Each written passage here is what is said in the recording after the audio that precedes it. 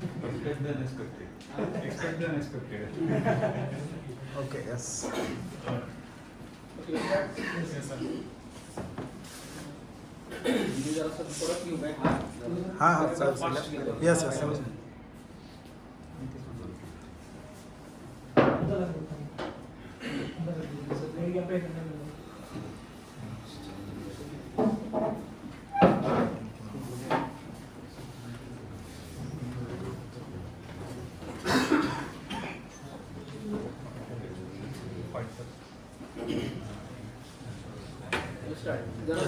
जरा झालेलं परत एकदा जरा just because I want that की सगळ्यांना तो लॉ एकदा समजला ना म्हणजे बेसिक लॉ समजला की पुढचे डेलिब्रेशन्स पण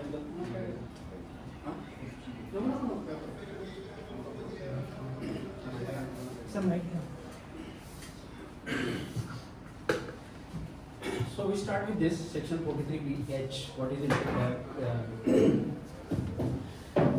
Any sum payable to the by the assessee to a micro or small enterprise. We discussed that you must know what is micro, what is small, and what is enterprise. All the three words are important.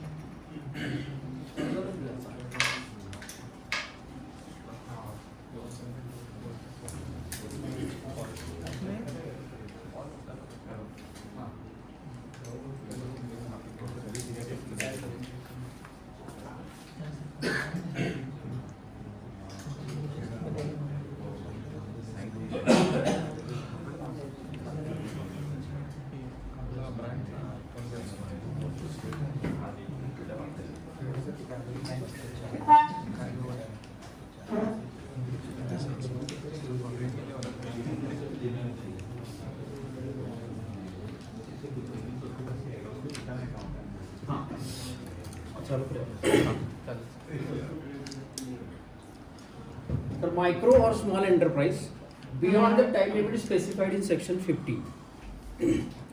So we are talking of the time limit specified in section 15 of the MSMED Act.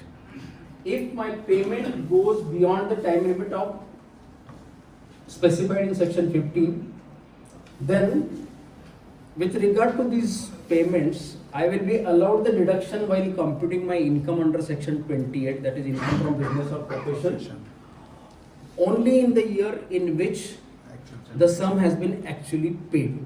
See, please understand two things here, just to repeat for others. Yeah.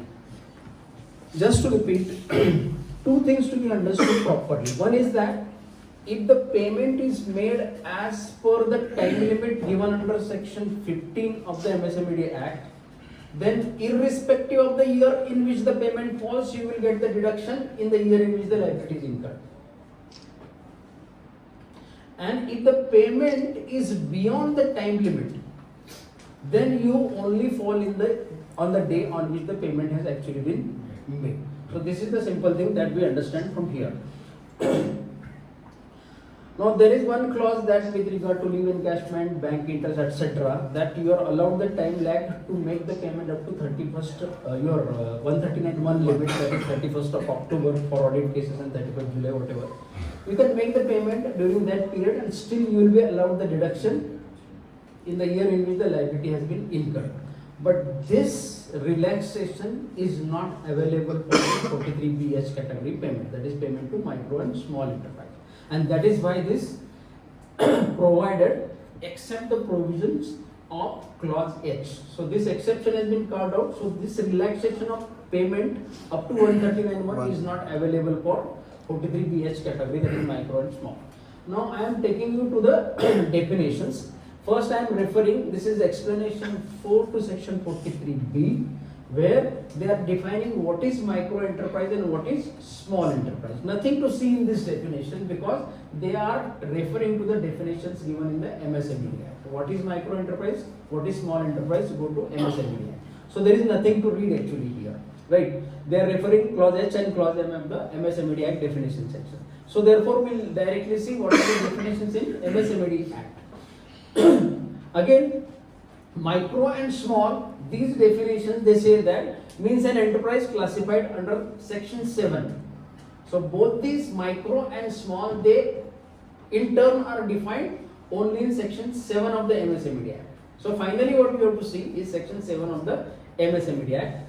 There is one definition which is going to be relevant, not here but for the further discussions, that is the definition of supplier, and that is quite relevant just for you. Means a micro or small enterprise. For becoming a supplier, you have to be a micro or small enterprise. And further thing is which is important is that which has filed a memorandum with the authority referred to in subsection 1 of section 8. Filing memorandum is obtaining Udyam Adhar. So if you want to become supplier under the MSME Act, I repeat, supplier under the MSME Act to get those benefits of 45 days payment and filing the case against the buyer and all those things. Those benefits are there. There is a settlement scheme under the MSME Act. For those benefits, if you become a supplier, you want to become a supplier, then you have to get Udyam Adhar. Otherwise, you will not become a supplier and you will not be able to get the benefits which are available. In fact, that is the intention of the MSME Act. So those benefits under that act, you will not be eligible unless you are having Udyam Adhar. Right? And finally, the definition of enterprise. Enterprise, just look at the important things are the highlighted words.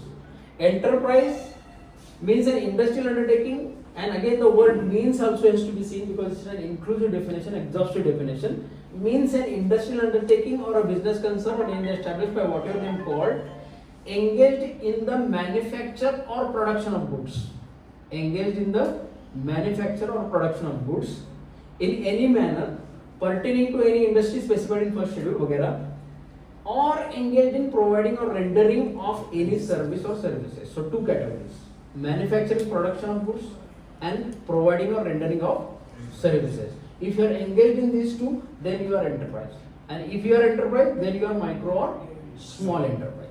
Now I am taking section 7. Because that is the section which defines what is micro or small enterprise. Now section 7 also has two categories. Section 7(1) उसमें A और उसमें B है. A talks about manufacturing and production of goods. 7(1)A. 7(1)B talks about rendering of providing of services.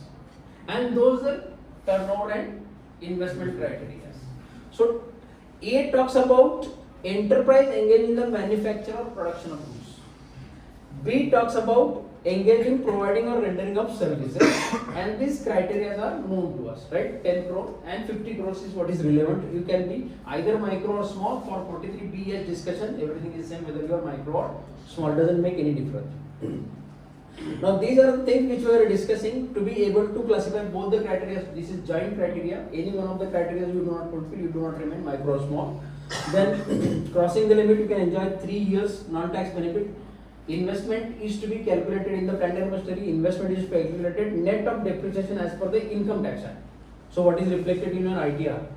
Turnover limit excluding export turnover, and finally all GSTNs under the same PAN, they will be clubbed together and according to the turnover limit is to be calculated. This is how it is. Now we stopped actually here. Section 15 of the MSME Act gives the time limits. And here 3-4 important concepts must be properly understood by us. Where any supplier supplies, now I have highlighted even the word supplier, and we have seen the definition of supplier. There we understand that, just for the sake of repetition, there we understand that to become a supplier you need a Udyam Adhar registration, right? So section 15 basically starts with the supplier concept, right? So where any supplier supplies any goods or renders any services to any buyer, The buyer shall make payment therefore on or before the date agreed upon between him and the supplier in writing, or where there is no agreement in this behalf before the appointed date. So we are here now.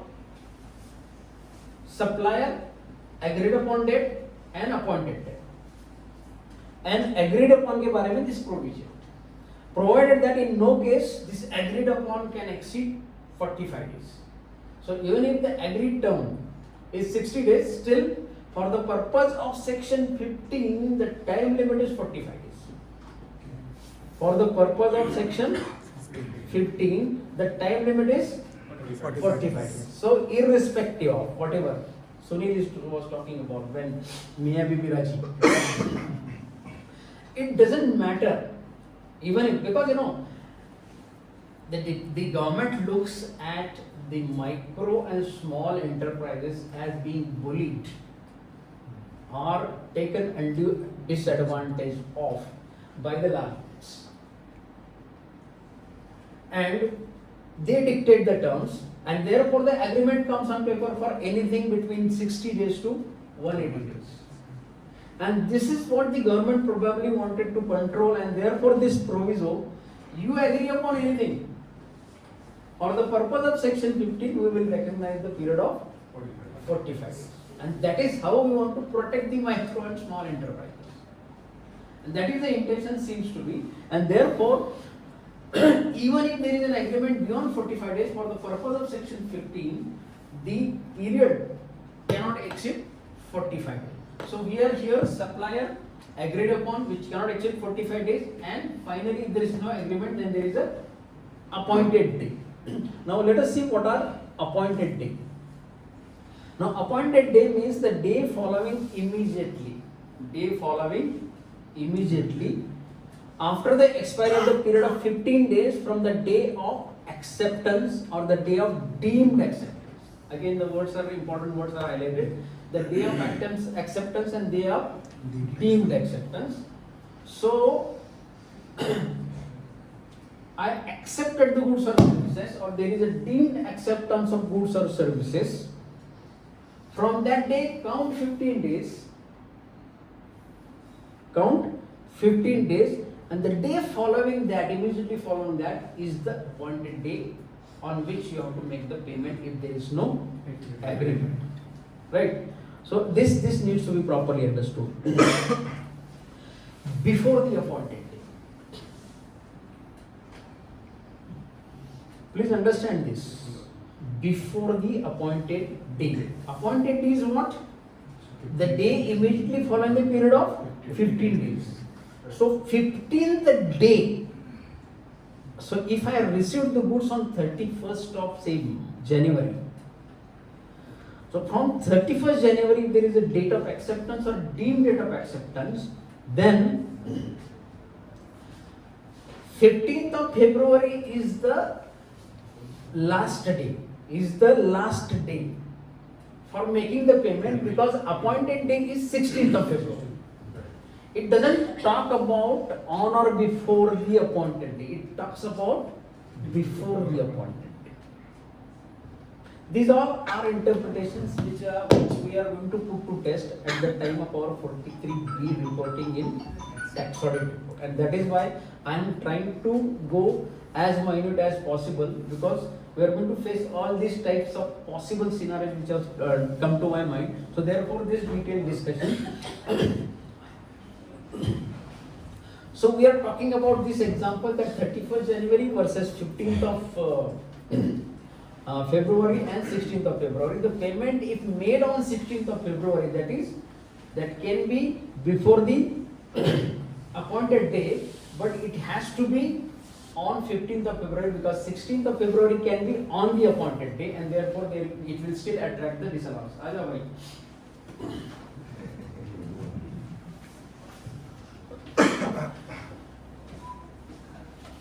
So that is what is the concept of appointed day, 15 days from the day of acceptance or from the day of deemed acceptance. Now we have to see what is the day of acceptance. The day of actual delivery of the goods or services, simple. or where any objection is made in writing.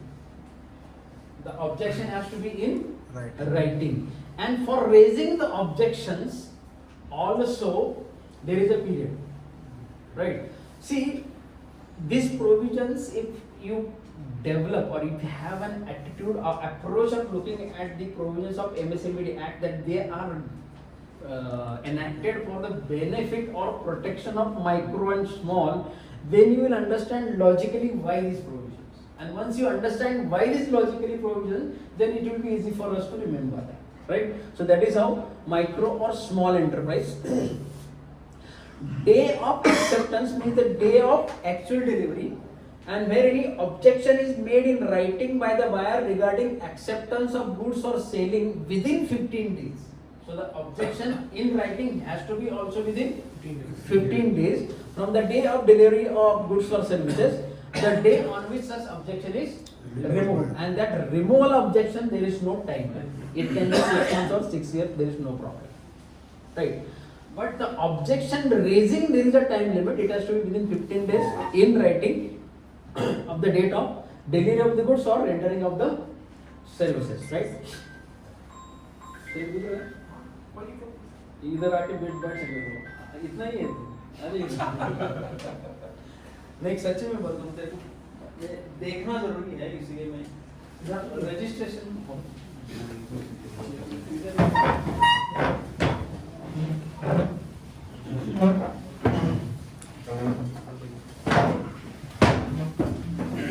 yeah.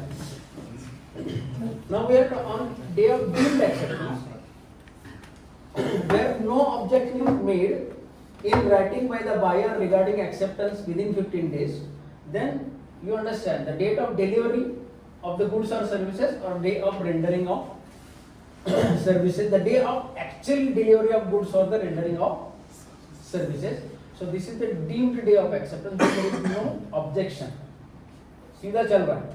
Objection है तो ही date of acceptance का सवाल आएगा, नहीं तो deemed date of acceptance का सवाल. Right? Objection नहीं है, then there can be either the date of acceptance, that is actual delivery of goods or services, or deemed date of acceptance. And in both the cases, it is actual delivery of goods or services, day of acceptance or deemed day of acceptance. Otherwise, you go into the dispute mechanism, for which two conditions in writing within 15 days. Then only the dispute is valid, otherwise not valid. Removal of objection should be supported by writing. Removal of objection. A removal of objection, they don't say anything about this. I mean, there is no provision as such in the MSMED Act as to the removal of acceptance. Sir, regarding objection to raise is only for wherein objections made in writing by the buyer regarding acceptance of goods. So, is it only for acceptance or defective goods? Suppose Regarding acceptance of goods or services, na? The wording is saying only acceptance Yes. of goods. No. Goods are defective. Acceptance of goods or services लिखा है. It's okay. I want to remove goods. Okay. Suppose the goods which I have purchased are defective. I raise the objection. Is it eligible in this? No, that's what. You raise the objection in writing within 15 days of the delivery of the goods. Particularly in the MSME cases में ऐसा ही है. If there is an objection or the goods are not good, then you are required to give a writing if the goods are not good. Because what it says, where any objection is made in writing by the buyer regarding acceptance of goods within 15 days from the date of delivery of goods. और whether to accept or not, वो उसमें आ गया. Whether to नहीं, accept or आपने not. Question ही नहीं समझा. So my question is that the goods are defective. Yes. Which I have purchased. Yes. I am raising the objection. Yes. So 15 days, 45 days will not be applicable for me prima facie. Right. But what this sentence is saying, where any objection is made in writing, like I have made the objection by the buyer regarding acceptance of goods or services. So is it only acceptance means? That means you have to say that. Receipt of goods not मेरे को मार accepted. मिला ही नहीं संजीव ऐसा prima facie बोलते हैं acceptance of goods. No. That is how you. Acceptance means Positive or negative. final acceptance of it, that you are ready to consume the goods or services. मग ते मग तिला आपण तो receipt म्हटलं right? But what happens Acceptance basically of in goods. suppose in any way goods are received, they are consumed also. Right. And then defect is identified. That is agreed, na? There is no problem with regard to the consumption of the goods or consumption of the services. देखिए, मैंने services ली है, I got refunded my air condition, right? And services हो गई, I made the payment also, everything. But the guarantee is for 6 months, na? The objection will be raised later on also. So, it with regard to accept, now this also is an objection with regard to acceptance of the services. Because the service is for 6 months. Is it not? The point is that acceptance has to be not that I allow you entry of the goods in the godown. That is not the acceptance. It's not entry, it's not receipt. It's the overall acceptance of the entire gamut, whatever you are billing it for. That is the objection. Alright? Okay. Now, yes.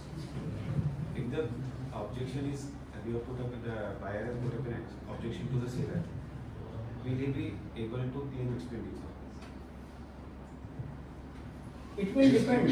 Risk and rewards. Not risk and rewards. Nah. See, suppose you have received goods worth rupees 1 lakh rupees. There is a Right? dispute. And there is a dispute about the good quality. good quality. So you might have accounted for it, right? And later on, suppose it doesn't happen in the same year, it happens in the next year. After 31st March, you will do two things. One is that you will return the entire goods, or there will be some credit note available to you. Now, will it not be an event which is affecting the financial position on the 31st March? Yes. So accordingly, we will account for it on 31st March. And the payment and 43BH will be accordingly implemented. Now, when you raise the objection, whether you raise the objection in writing, and after the objection is removed, whether the payment is made from that day, counting from that day, 45 days or 15 days. Dispute is not resolved. Dispute is not resolved. Till the audit reported. Yes, till the audit reported, the dispute is not resolved. Fine, okay. Whether you are allowed to claim the expenditure. The point is, what is the now for in this example, you have booked it, right? Have you consumed the goods? No. If you are not consumed the goods, then when are you booking the expenses? They are purchases and stock. No, but I have purchased in the stock. You are not claiming the And if you expenditure. have consumed, If you have consumed, then you have to book the expenditure, na? And the expenditure will be allowed to you because the objection is not removed. Sir, go for precedent side. The day of acceptance, the defined is there, no?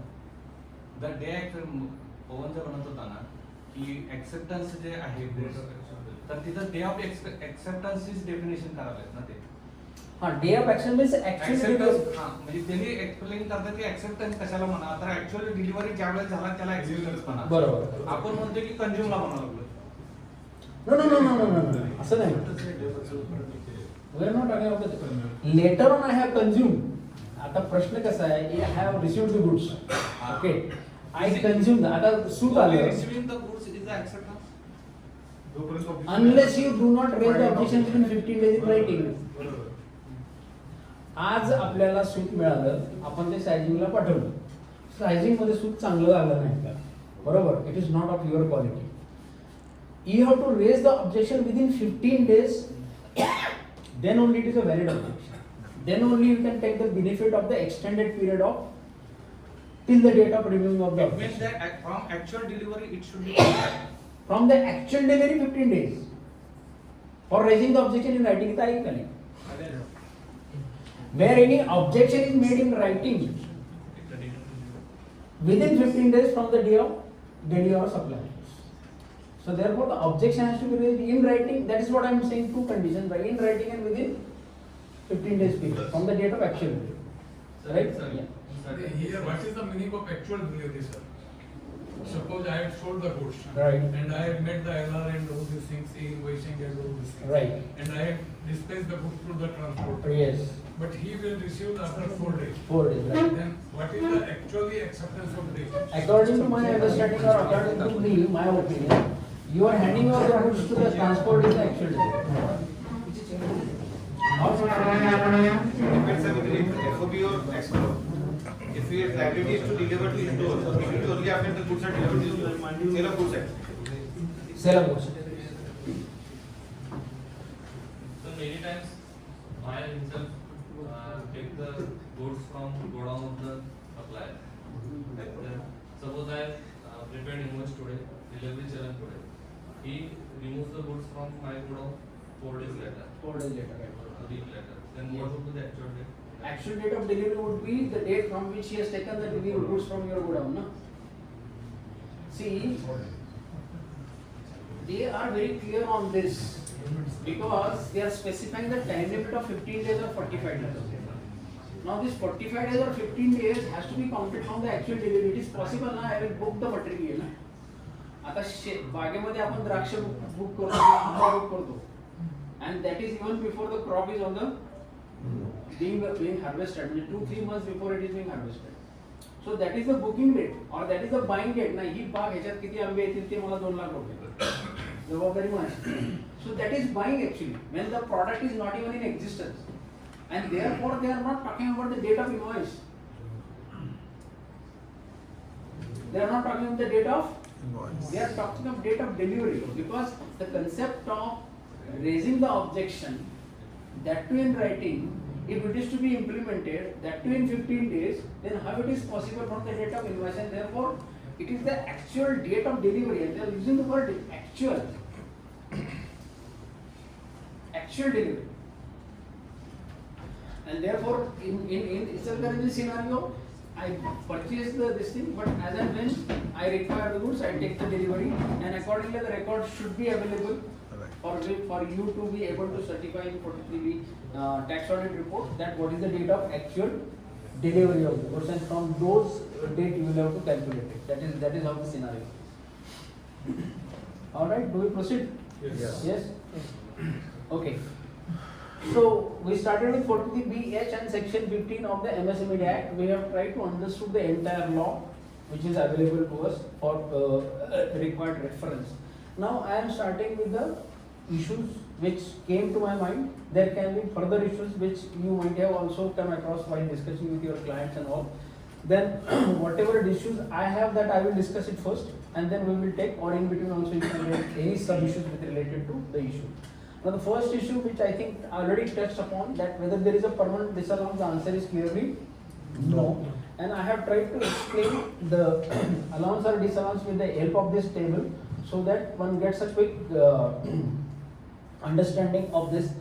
फार काही महत्त्वाचं नाही आहे याच्यामध्ये, म्हणजे फक्त हा जो column आहे ना, हा कॉलम जरासा महत्त्वाचा आहे. हा agreement exist for terms of 45 days or more, yes or no, ते बघायला पाहिजे with that reference. Now for example, if this is my previous year's purchase, actually it is not even purchase of 23-24, it is purchase of 22-23, and I am making the payment here, and whether allowable in 23-24, the answer is no, because I have claimed the reduction early, right?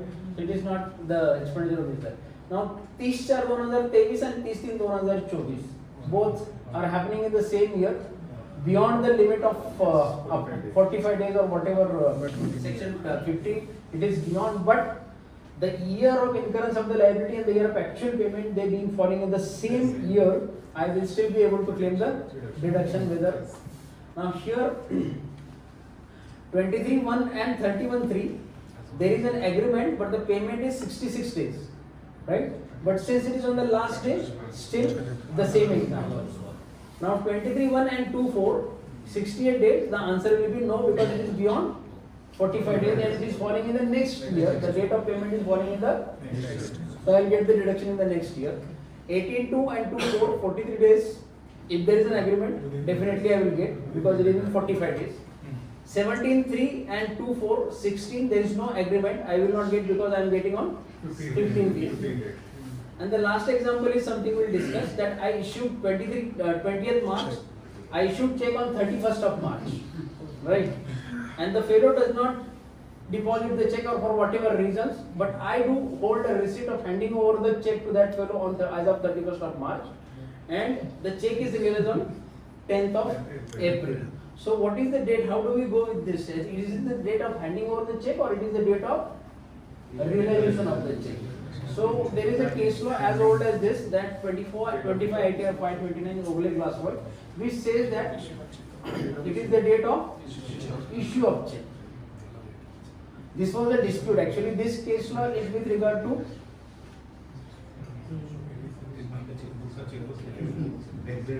checkbook जाना वो बोला था कैसे?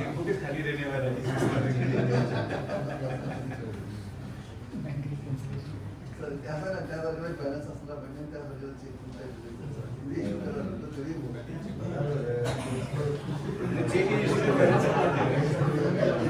Why should suppose I issue the check today, and I request him to deposit check after 5 days or 10 days, and I am able to manage my bank balance accordingly within that period. Then what is the problem?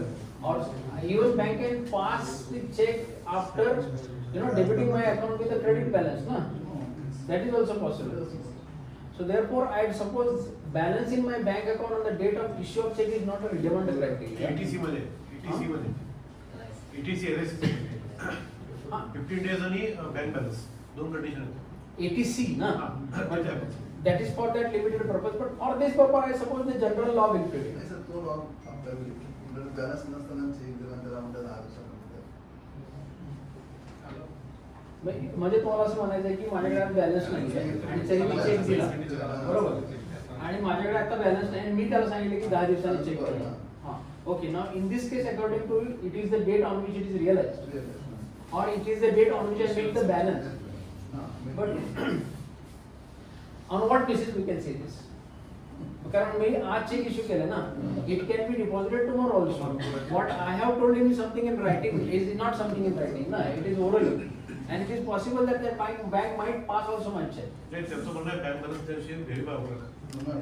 त्या दिवशीचा bank balance verify होईल का किंवा त्या दिवशीचा bank balance relevant आहे का ना त्या दिवशीचा बँक बॅलन्स रिलेव्हंट आहे का हे महत्त्वाचं आहे आपल्याला according to me it is not relevant that is not the criteria also नीचे कंजी से चेक लगाया आपका तो बैलेंस होता है म्हणजे मग तसं असं आहे की we are clearly talking about त्याला एक दिवस असं 10-12 दिवस सारखेच होतात मग. Exactly those are planning issues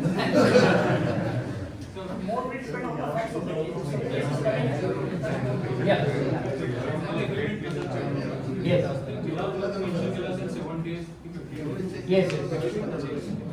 See, your terms in the sale bill is what is the agreement. Yes. There did not be a formal agreement as such. Payment to be made within 30 days from the date of issue of the bill is an agreement by itself. Now we have to go by that only. And the one more agreement for 60 days separately, for 45 days separately. Even after invoice, they can make an agreement, okay.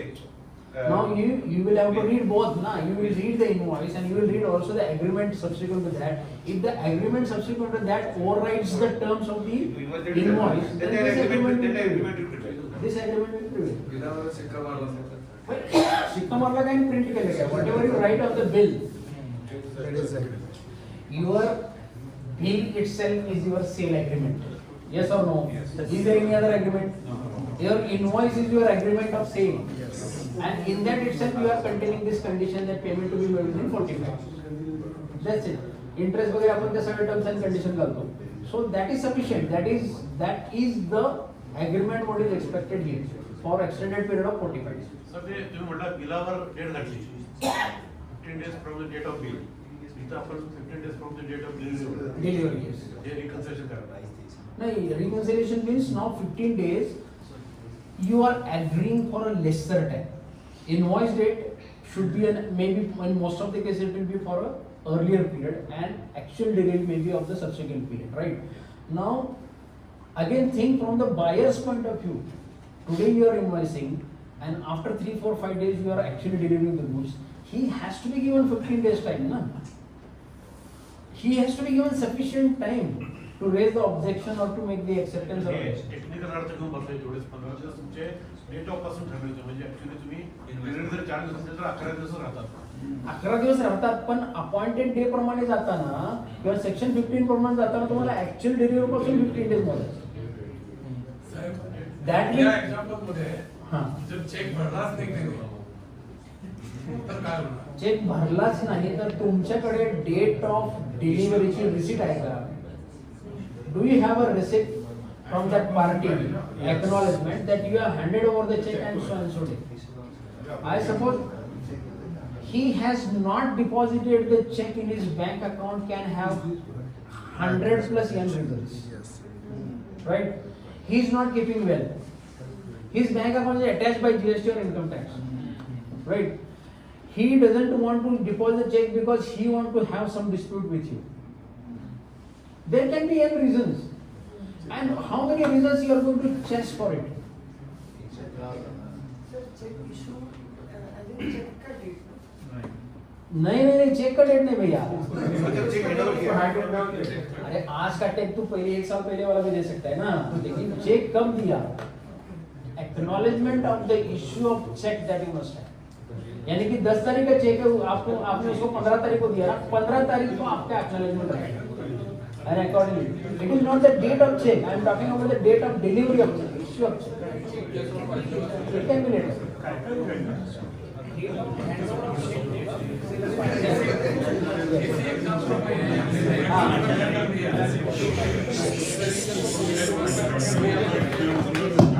एक second.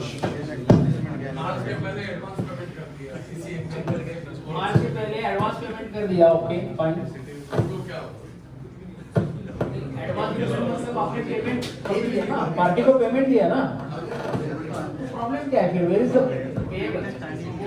Payment basis पे हो गया या actual नहीं, that will be allowed on actual basis. Yes, हाँ ये अगर है Yes, members, one by one.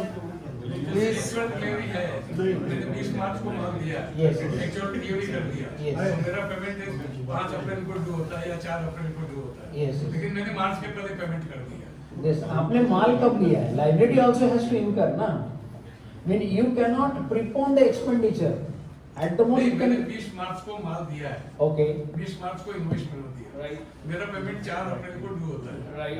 लेकिन मैंने मार्च के पहले पेमेंट कर दिया। So where is the difficulty? The expenditure incurred and the payment is in the same money. मैं उल्टा सोच रहा था कि मुझे गुड्स मिलेगा 5 अप्रैल को, I am a buyer and I receive the goods on 5th of April, but the payment मैंने एडवांस में 20 मार्च को ही कर दिया है। Now in which year this expenditure will be allowed? So it will be allowed in the next year because we have not incurred the expenditure. Yes. All right. Sir, technically, anything to do with delay will expiry date and actual date of delivery by what? EA bill is issued when the moment of the goods is started, right? Now,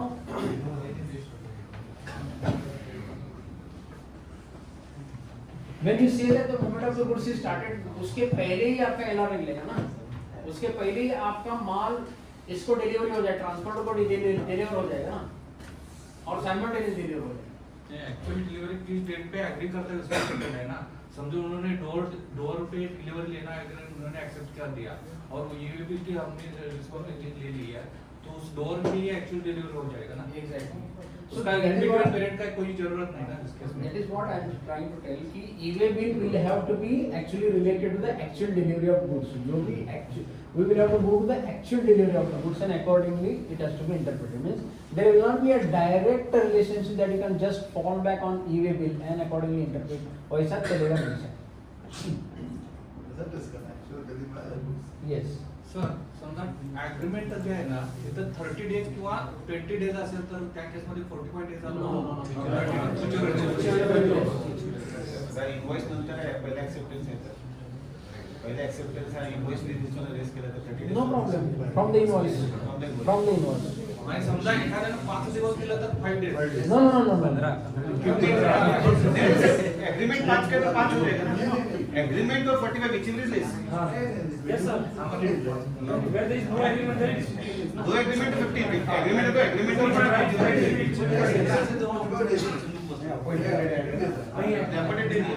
No agreement, then appointed date. No agreement. 5 दिन तो 5 दिन का Yes. 5 दिन का 5 दिन लगेगा। 10 days असेल तर 10 डेज। 10 days. Immediate आहे का? Immediate, right. J term agreement So whichever is less. Yes. And Udyamata. So are we done with this? Yes, sir. Yes. No, no, also should mention. Micro item, medium item, small item. You don't understand. No. From the number you If you don't understand, Suppliers to take care of it. No, no. Another micro is small is not माहिती असेल आणि if it wants to know the that customer we will discuss. That is important knowledge. This is one of the issues that we need to discuss. Yes. जर payment केलं तर फक्त ज्यावेळेस आपण concept करून घेतलं तर काय नसेल. That was something. So the now next issue that we need to discuss is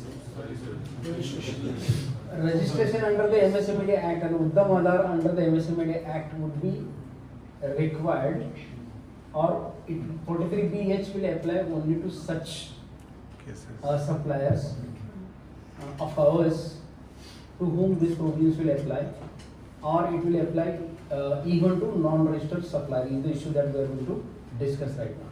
So let us understand this. First aspect of this is that registration under the MSMED Act as micro or small is at the discretion of the unit, or is at the discretion of the enterprise. It is not mandatory that you must register under the micro or small enterprise, because the definition itself says that a micro or small enterprise may at his discretion file the memorandum. Right? So therefore, a registration under the MSMED Act for micro, small or medium enterprises is not mandatory. This is the first thing that you understand. Now we have discussed the definition of supplier. Yes. Yes. To become a supplier, you must be a holding Uddam Aadhar. That is one that we understood. Now notification, this notification, this which came in the COVID time proper, which extended this and incorporated the turnover criteria also. It talks, there is one paragraph which has the heading, which is used in one of the articles that I saw, is that for, this starts with becoming a micro, small or medium enterprise. It says that any person who intends to establish may file registration online in Uddam Aadhar portal. That means for becoming micro or small, this is a notification, this is not the act. Act what is in section 8, I told you. Supplier definition, I told you. And this is the third aspect, that this notification says that for becoming micro or small enterprise, it may file a memorandum under the MSMED Act and get the registration as such as Uddam Aadhar. Now,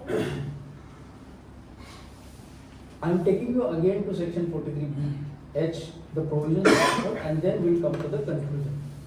Now here, we see that any sum payable to a micro or small enterprise beyond the time limit, section 28. Now micro or small enterprise, we saw the definition there. Registration is not a condition precedent in this section, only investment or turnover criteria. So section 7, which defines micro or small enterprise. See, remember, we are looking at section 43BH. 43BH refers to micro or small enterprise, and again it gives the definition of micro or small enterprise, which is section 2H or 2M, and 2H and 2M takes us to section 7 of the MSME. And therefore, I am on 7. In section 7, manufacturing or producing goods or services, rendering of services, and it talks about that particular criteria, investment or turnover criteria. It doesn't talk about the mandatory requirement of the registration of the. Next is, registration is not mandatory. Now, we also discussed about becoming a supplier, and in section in this 43BH does not refer to section concept of supplier. Section 43BH doesn't refer to the concept of supplier. It only talks about whether you are micro or small enterprise. Have you made the purchase from micro or small enterprise? Right? In turn, he is a supplier. In turn, he is a supplier, but they are not referring to the definition of supplier. This is my interpretation. Right, it can be disputed. No, but section 15 talks about the term supplier. Section 15 nahi. Section 15 talks about the term supplier. Section 15 definitely talks about the supplier, definitely. Right. Now here 43B does not even talk about the supplier. It only talks about the time limit as per section 15. Right. It only talks about the time limit. We have seen. Yes. It doesn't talk about anything else. They should have been very clear on this. Micro or a small enterprise as a supplier. Right. This particular words, to be so specific, if they wanted to actually so cover, they are not there in 43BH. See, our main guidance section is 43BH. Yes, right. It refers to Micro and Small Enterprises Act for certain things. I will only pick up only those things. Why do I go to supplier? See, if it is micro enterprise definition, I will take that micro enterprise definition. If it is a small enterprise definition, I will take that small enterprise definition. If it is only enterprise definition, I will take that enterprise definition. Why would I unnecessarily travel to the concept of supply? Sir अपने को section 15 बदलते बोलता है ना He's only talking about time limit. Okay. Again, हाँ. time limit. They are talking only about the time limit in section 15. And again this argument, but there can't be a payment to anyone but to a supplier of goods or services. That is, this is what. And becoming micro and small enterprise, this is what I told. So, I have put before you the aspects which say or indicate directly or indirectly that it has to be a person who has got udyamada. And there can also be a possible interpretation, as I discussed, when I say I will only refer to what is there in 43BH, and whatever required extent I will go to MSME Act and nothing further. If this way I go, then there is a possible interpretation that you don't need a registered micro or small enterprise. So now the question is for you and me, how do I take it as a tax audit? Sir, there is a Supreme Court case law of MSME Act, Silpi Industries versus Kerala State Transport Corporation. तो उसमें ये आया है कि अगर supplier हो registered, then only you can take the benefit of MSME Act for the purpose of payment. Where section 15 सारे, तो मेरे हिसाब से अगर 43BH का अगर payment non उद्यम रजिस्टर्ड एंटिटी को हुआ है, सॉरी नहीं हुआ है, वो डिसअलाउड नहीं होना चाहिए.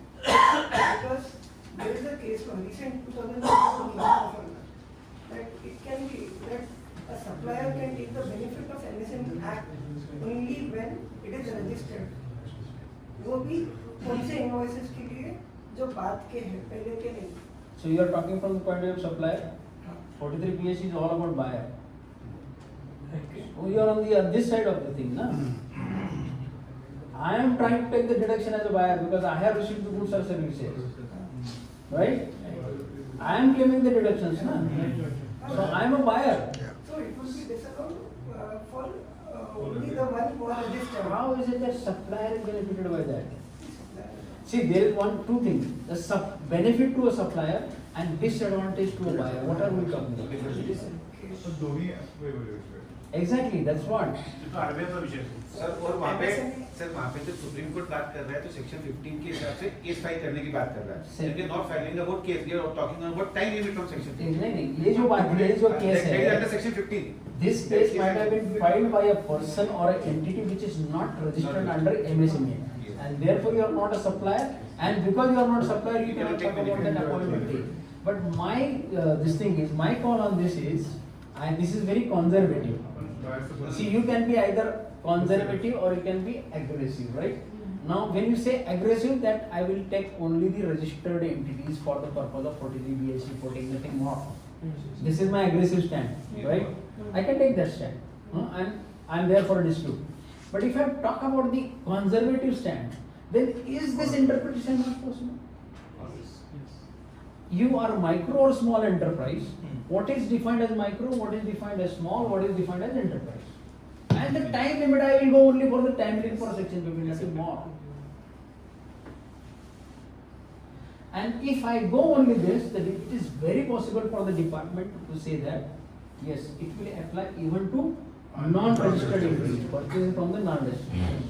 Now, I fully agree, I 100% agree that both the interpretations are equally valid.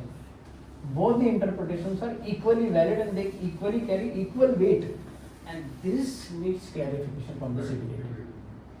ते जे म्हणतात ना ते आरबीआयला कंप्लेंट करायचं असेल तर त्यासाठी ते ठीक आहे. हा म्हणजे ते MSME ऍक्ट मध्ये एक मेकॅनिझम That आहे. is no mechanism over there, but here it is very clear. And that is from the seller's point of view, आहे. म्हणजे तुम्ही जसं म्हटलं. Seller's point of view, yes. Safeguard the interest of sellers. Sellers point of view. And therefore now for the purpose of this hall, we accordingly take a call that it is possible the implementation even for or the application even for the non-registered entities, right? आपल्याला consensus करावं लागेल. मागं जसं आपण Exactly, that is where I am stopping. That is where I am stopping actually. की आपण एक consensus करायला पाहिजे की as a community, as a community responsible for implementation or attesting function with regard to this, what is our stand? First thing that there has to be some clarification by the CBDT on this aspect, but otherwise it will be everybody's call. Do I want to be conservative on this reporting or do I want to be aggressive on this reporting? And accordingly, whatever, whether conservative or aggressive, whatever call you take, please make a proper disclosure accordingly that for the purpose of 43BS reporting, only registered entities have been considered. And accordingly, you will advise your client to make two groups of the sundry creditors with MSME and without MSME registration. Private funds classify हो ही नहीं रहे हैं in the process of classification for 3603. Yes, sir.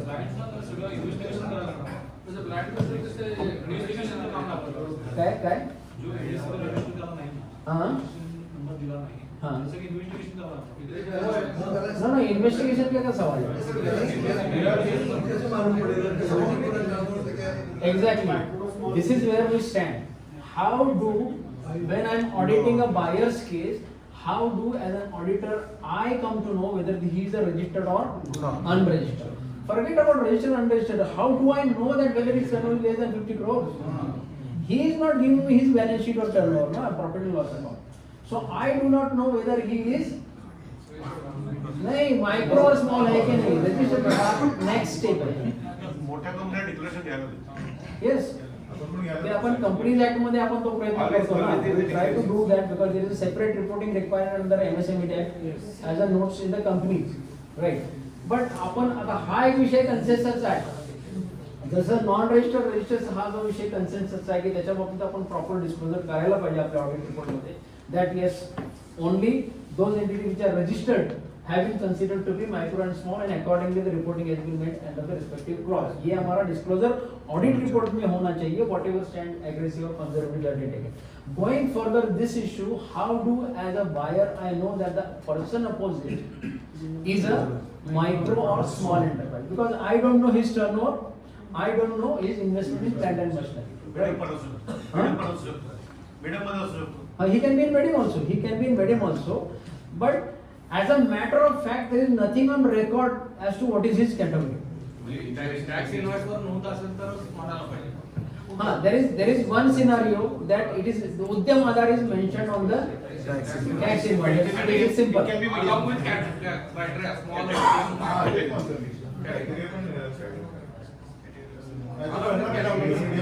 Declaration घ्यायचं ना, शेवटी declaration मागून घ्यायचं आउटस्टँडिंगचं. Second aspect is that you have to obtain a declaration from them. Micro as small as registered, unregistered, whatever. And if nothing, even after asking for the declarations, because this exercise we do in the case of companies that you ask for the declaration and nothing comes because it doesn't matter for them. Right? In such cases, there is going to be, let us agree on this, that there is going to be a gray area that a particular supplier is not identified on. There is nothing on document, there is nothing on invoice, and we just simply cannot make a call as to whether it is a micro or small. In such cases, what are we going to do? Or for that matter, what should our client do? This is a call to be taken, na? According to me, if there is enough evidence on record, mail पाठवलेला आहे, पत्र पाठवलेला आहे, and still there is nothing received from that, then he has to be categorized as non-micro or small.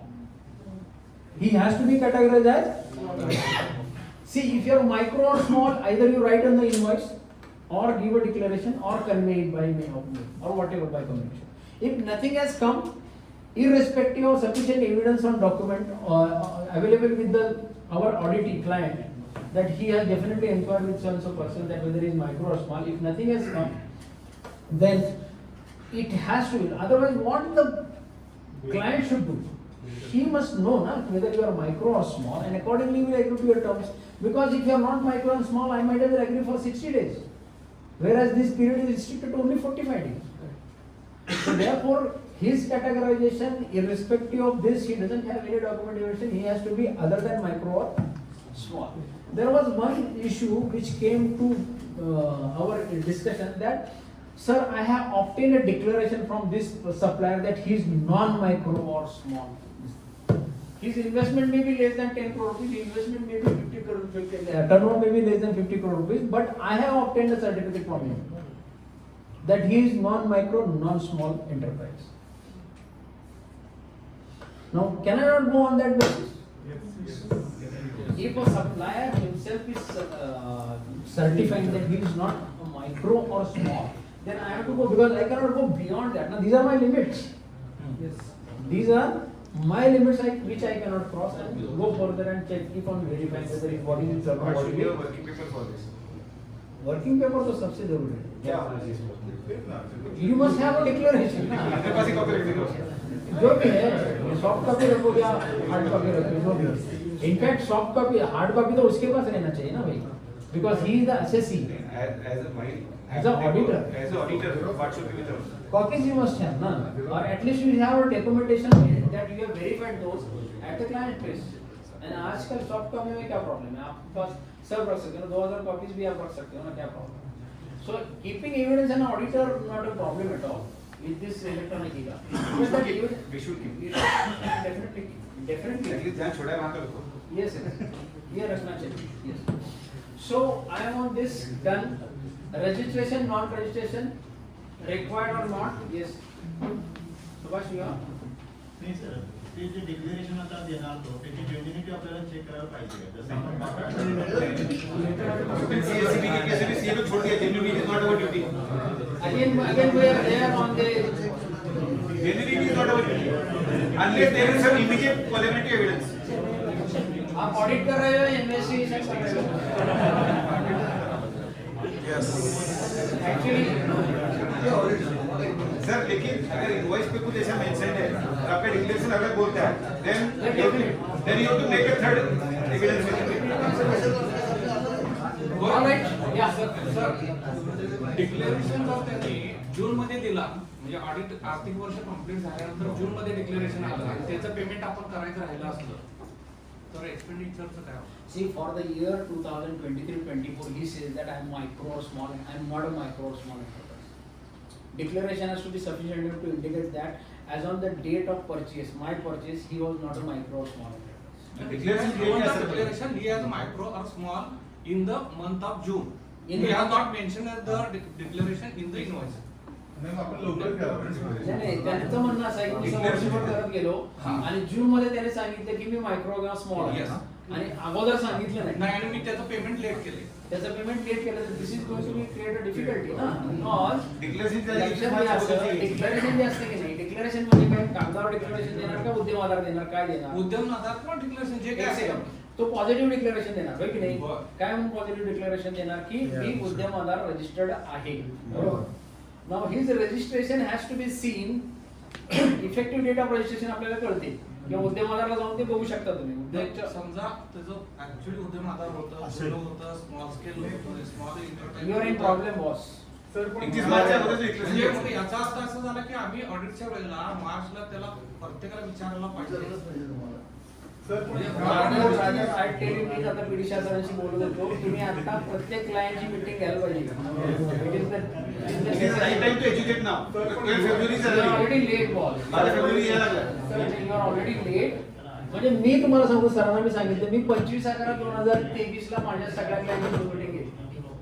25/11/2023 आणि त्या दिवशी सगळ्यांना सांगितलं ऑडिटच्या वेळेला परत यायचं नाही काय सांगितलं त्यांनी आत्ताच काय सांगितलं सर पण इव्हन ह्या केसमध्ये जसं ट्रिगरेशन म्हणते की आपण वर्षभर त्या सप्लायरची फॉलोअप करतो सांगतो आणि टोटल जून रिक्लेअर करतोय पण even these are not beyond the access control मग तो आपण सांगितलं होतं ना आपला फॉलोअप केला वर्षभर बट असे जरी फॉलो केले तर तुमच्याकडे त्रुटी काय आहे ना ते सांगतो आपण मेलवरती मेलचा report But this is a problem. See, this is a practical problem. He is a micro or small enterprise. You did not know throughout the year.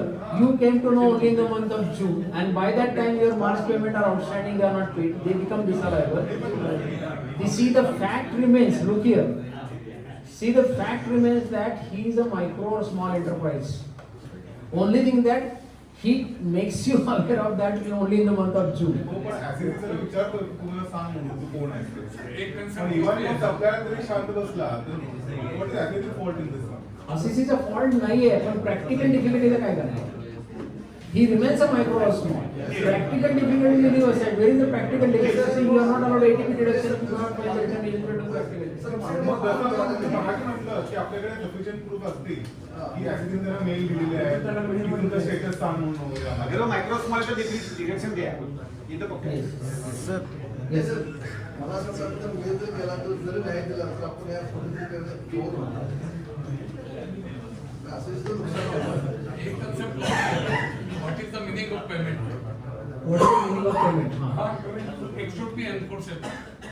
हाँ, Payment should be acceptable. Payment should be enforceable. Right. मैं court में भी नहीं जा सकता हूँ क्योंकि तो मेरा सोचना क्या है कि जिस दिन उसने इंटीमेट किया है मेरे को और सप्लाई गुड्स पहले किया है और इंटीमेट लेटर ऑन किया है तो जिस दिन उसने इंटीमेट किया है मेरे को माइक्रो स्मॉल हूँ उस दिन से मेरे को एप्लीकेशन पहले के गुड्स नहीं इन दिस केस यानी कि जून 2024 को आपको बताया उसने and through the year you are purchasing the goods March का आपका पेमेंट है हाँ, और मार्च का पेमेंट आपका रह गया if he is micro or small this is going to be disallowed but you came to know about this micro or small in the month of June right मैं ये कह रहा था कि his status even if you come to know about it in June his status throughout remains micro or small ना when did you come to know how did you come to know what were your difficulties coming to know about it these are something which have to be argued upon but practically if you go by the plain language of the section what does it say it talks about whether he is a micro or small enterprise. The answer at the time of filing your audit report is yes. Have you made the payment in time? The answer is no. Disallowed. Difficulty का किधर सवाल है? ATAC, ATP deduction. You miss the date, you miss it. Where is the difficulty?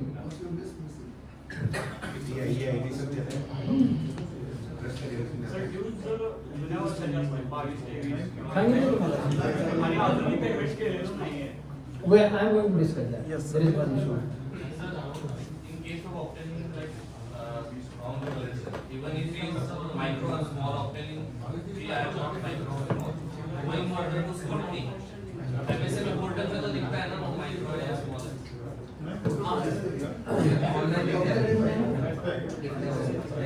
That is very necessary. Even if the declaration is given, even if the declaration is given on the basis of PAN, you can definitely check with them. Portal पे दिख रहा है वो micro या small. Then is micro or small. आपको दिख रहा है तो इनकम टैक्स ऑफिसर को भी दिख रहा है. See, we are in falsification of document. Sir, you complete answer. Yes. Answer लो है ना बार. Somebody saying that जितना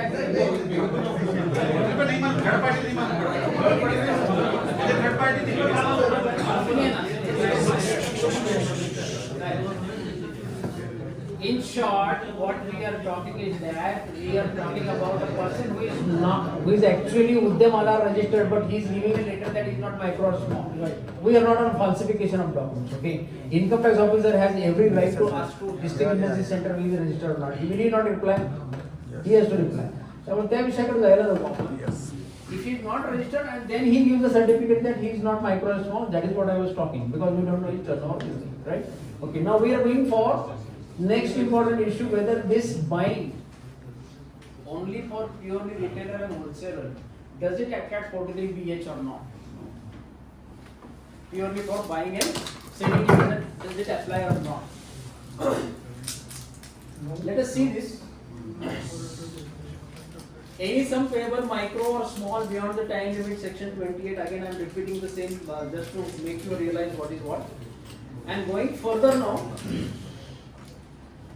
this is office memorandum dated 2nd July 2021, where they say that the government has received representations and therefore even pure retailers other than what is that repairs and motorcycle, they are also included, but except motor vehicles, motor spare, all other are eligible to be registered under the MSME Act. Alright, and if this is a memorandum which says that, and in fact many of the retailers are also obtaining and they are printing also their Udyamada registration, they are printing also on their invoices, right?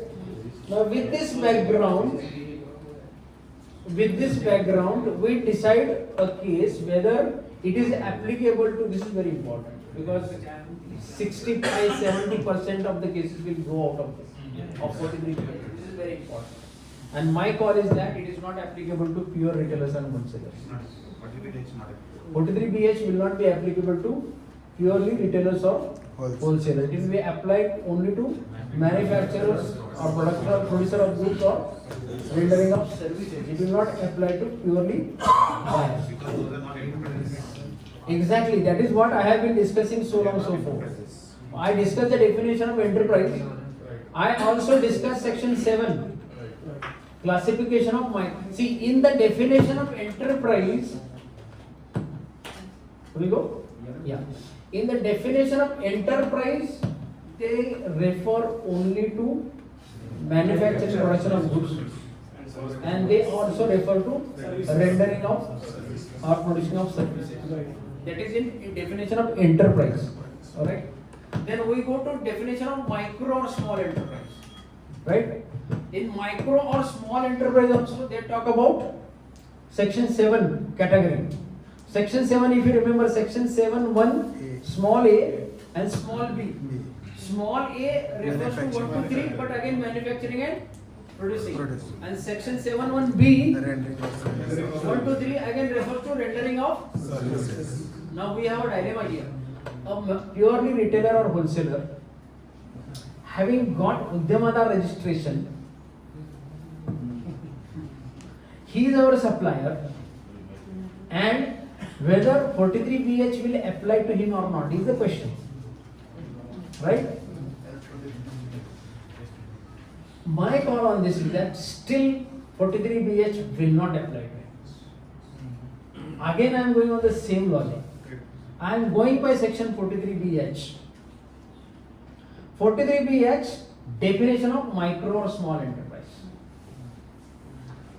I will go to MSME Act only for the purposes of definitions. In the definition of enterprise or in the definition of micro enterprise or small enterprise as per section 7 or section 2H and 2M, they do not talk about the registration. If you are registered, you become micro or small enterprise, or you become entitled for this 43 BH compliances. According to me, no. That is why I have repeated or reproduced definition of the provisions of section 43 BH. You have to be a micro or small enterprise. First, you have to be enterprise, and you are enterprise only if you are engaged in manufacturing, producing, rendering of services. If you are only purely retailer or wholesale trader, you are first of all not enterprise itself.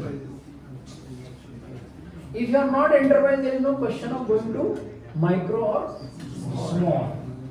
So it doesn't mean that you have got registration because of this notification, you have got the code, NIC code of 45, 46, 47. It doesn't mean that you are micro or small enterprise referred to in 43 BH. You are micro or small enterprise for all the provisions of MSME Act, whatever. But for the purpose of section 43 BH, according to my opinion, you even with the registration, Udyamada registration, purely retail or wholesale trade, you will still not be hit by 43B action.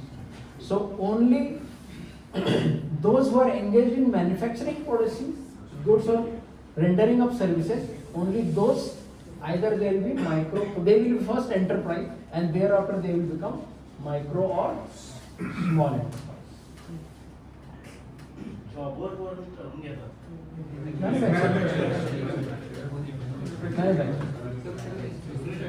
Rendering of services, just a broker. Services. He is entitled for registration. Whether he is registered or not, but we have to pay the broker. See, our previous slide was with regard to registration, non-registration. Now we are on only purely retailer or Wholesaler. आपका जो broker है, whether is registered or not registered, our previous discussion will apply. And now we are only on the retail. Just please silence. Yes. We'll discuss. Yes. Second-hand vehicle dealer असेल आणि purchase करून product त्याच्यामध्ये अर्ज करून register. They are excluded, no? They are not even entitled to get the NIC code. They are not entitled. Refurbish is the manufacturing, refurbish is the production. Yes. You're talking about refurbishes. वहाँ production manufacturing is No, he is dealing na wholesale trade or retail trade. अगर इस second hand भी जो है ना, that is also retail trade ना. So he is not entitled. He should not get registration. He should not get registration. Service provider. As per the notification, practical issue of cases in MSME, the traders are not even allowed to put up a dispute, to put up a petition for recovery proceedings. So will it? That will definitely help. Na? That will further strengthen this argument that it applies only to the buyers and only to the other than purely retailers and wholesalers. That will further strengthen. Even on the portal, you can. Yes. Before it was allowed. Yes. Chartered Services, na, any type of service, chartered accountant services, repair services, all types of job work is sir please आपल्यात जर discuss केलं ना जरासं वातावरण disturb होतं म्हणजे ते कळत नाही त्या क्वेरीज कळत नाही आपल्याला सगळं डिस्कस करूया because I also want to you know get clear on so many things Udyam का जब रजिस्ट्रेशन करते हैं ना वो एनआईसी कोड की लिस्ट है वो चेक करते हैं राइट होलसेलर ट्रेडर्स पहले उसमें से रिमूव थे Right. रजिस्ट्रेशन नहीं होता है जो चीजें रजिस्ट्रेशन हो नहीं सकती उसके अंदर those will not be covered under 7(1)(a)(b) दोनों में भी नहीं आएगा तो एजेंसी उसमें कवर्ड है कि नहीं तो चेक इन सर्विस प्रोवाइडर्स में जैसे accountants are allowed Yes. CS के नेचर Yes. इधर agency business is registered on को एनआईसी कोड हम लोग को चेक करना चाहिए हां अगर एनआईसी कोड में है तो वो एलिजिबल है नहीं तो वो 43 में एप्लीकेबल नहीं है एनआईसी कोड की लिस्ट जो एलिजिबल अंडर एमएसएमई एक्ट है जिसमें रजिस्ट्रेशन के लिए जो एलिजिबल है जो रजिस्ट्रेशन के लिए एलिजिबल ही नहीं है those are not even enterprise over here registration का सवाल नहीं आ रहा है how do you define service for MSME act sir not service for MSME ऐसा कहाँ लिखा है service for MSME act rendering और प्रोवाइडिंग सर्विसेज ये भी नहीं लिखा है आगे नहीं जा रहा है ना अभी सर्विस सर एक केस नंबर में दो प्रोप्राइटरी फर्म्स है एक मैन्युफैक्चरिंग है और एक ट्रेडिंग है दोनों पे एप्लीकेबल है प्योरली रिटेलर्स और ट्रेडर्स मैंने शब्द को ऐसा यूज किया एक बार उसका एग्रीड ना एग्रीड प्योरली रिटेलर हो आप सिर्फ वही करना चाहिए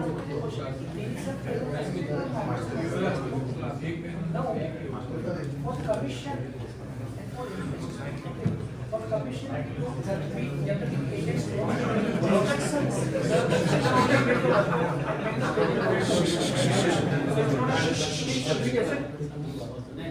raising of invoice is your mechanism छोड़ो यार उसको लगेगा वो देखिए इंटरेस्ट है ना सर या yes The question remains, I have an invoice from a wholesaler. Yes. He has mentioned his Udyamara. So how do I know whether he is a pure wholesaler, retailer, or whether he is providing any other services in his capacity? This is a practical question. This is a practical question, but one thing you can check is that whether his NIC code is 45, 46 or 47. उद्यम पे वो Document लिखा हुआ है available. हाँ? वहाँ पे credit is available. वो जो लिंक है उसमें ही अवेलेबल Should be available. मुझे नहीं अभी जो लिंक है उसमें अवेलेबल yes. उद्यम नंबर रहेगा तो मिल जाएगा It all required for the banking on the. Any of this NIC code is 45, 46, 47. Then you are purely only this. Therefore, accordingly, you can take a call. That is available. Sir इस chance में हमारे को सब दिख जाएगा maximum कोशिश में sir हमारे को डिक्लेरेशन ही काम आने वाला है।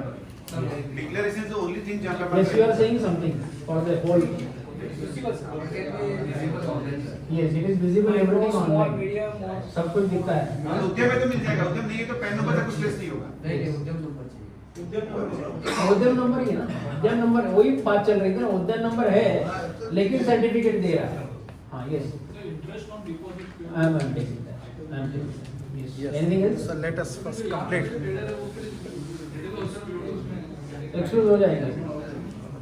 Yes, रेयान वाले जो for that matter any trader ना, any trader. I am talking about the purely retailers. My word is purely retailers and wholesalers. I am making it absolutely clear. All right. Yes. So are we done on this? Yes. ये मैंने सब discuss किया है all this. Yes. So even for purely wholesalers and retailers, as we discussed, उद्यम अगर है तो income tax officer क्या कहेगा? I mean, what would the department stand on this? Because this also needs clarification. Because department would say that once he is registered under Udyam Aadhar, he is a micro and small for me. He may not agree to our this long an interpretation that he is to first enterprise and then he is to micro or small and then the definition and all those things. So long as I am looking at his invoice and he is having Udyam Aadhar registration, that means he is a micro or small enterprise, and that can be an arguing point or point of dispute. And again, for us as a tax auditor, what stand do we take? That consensus also has to be taken, and then both things where either we are conservative or we are aggressive. Here I am more on not applicable. My particular own stand is that I am strongly in favor of this that it is not applicable for purely retailers and wholesalers, and very much an arguable case. Even if there is a dispute, still it can be very well argued that for purely retailers and wholesalers, particularly BH proposition will not apply. This is my stand. All right, but both the things are possible. You can. That's what I am taking. That you can take your own convenient stand and keep smiling, right? Okay. Adjudicating level, that's why I am making aware. No, we are thinking on those things, and whatever scenario that comes up. See, look here. Today I took a stand. Yes, it is not applicable to retail. और उसका अगर case लग जाता है तो imagine the kind of disallowance that he is, putting at risk. यार उजड़ जाएगा जिंदगी उसका पूरा परचेस, पूरा सेंट्रिक इंटरेस्ट उसका डिसअलाउ हो सकता है. 20% टैक्स भी नहीं भर पाएगा. हाँ, very difficult proposition, is it not? And therefore, that is why I am right from beginning. I am saying either you take a conservative stance or you take a aggressive stance. During the year, it has to be conservative to the extent possible. जैसे TDS पर हम करते हैं ना, doubt में है तो TDS करो भाई. इसीलिए यहाँ भी ऐसा ही है. And that is what I feel कि accordingly you should advise your clients. भैया ये दोनों है, possible दोनों है. ये आपको उसको जताना है कि हम सब जानते हैं और these are the possible interpretation. तेरे को क्या करना है वो तू कर decide. You want to take a risk, take a risk. You don't want to take a risk, don't want to take a risk and sleep peacefully. Implement it accordingly. Whatever stand you want me to take accordingly, I am taking the stand and I am accordingly making a disclosure in the tax audit report. बाबा इस तरह से मैंने report किया. So I am protecting myself. The most important thing that I protect myself as a certification or attesting, right? Okay. These are the things now. We want to discuss this all. Sunil, audit fees is your proposition, right? Sunil, कहाँ बैठे? So whether the year-end provisions are covered. Acceptance of goods and services. Yes, exactly. That is what. That we have to decide. Now, for example, now audit fees and warranty provisions. These are the two issues, and there can be parallel issues on that. So far as the audit fees or provisions are concerned, now I do the audit as on 31st March for the year ending 31st March 2024. I raise the bill in January 2025, right now, and I receive the payment in June 2025. That is how it is. Sunil का example है. So as on 31st March 2024, I am making the provision for the audit fees whether 43BH will apply to this audit fees or not. Right? Now we have seen the entire legal propositions, and we go with this legal proposition. What is the date of rendering of service? Delivered and accepted. Signing of Right. And if we are going by the rendering of service, then this provision is allowable as a deduction or not? Both, there are two sides of the coin, is it not? So if you say that the service is rendered subsequently, then why are you making provision? Right. And let's go by the mercantile. आप जून तक आपको ये भी नहीं मालूम होगा कि आप ऑडिटर हो क्या नहीं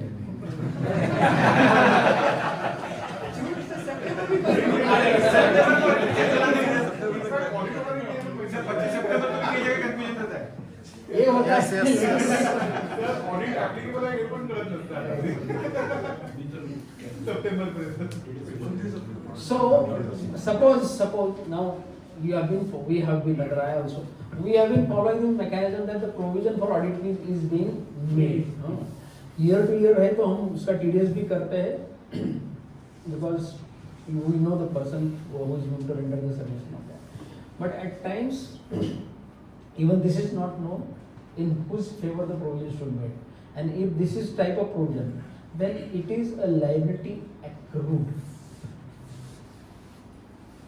It is a liability. For example, now banks case, they suppose bank आजकल तो होता है पूरा, लेकिन previously it used to be so. There are various case laws that up to 28th of February they calculate the actual interest on saving bank.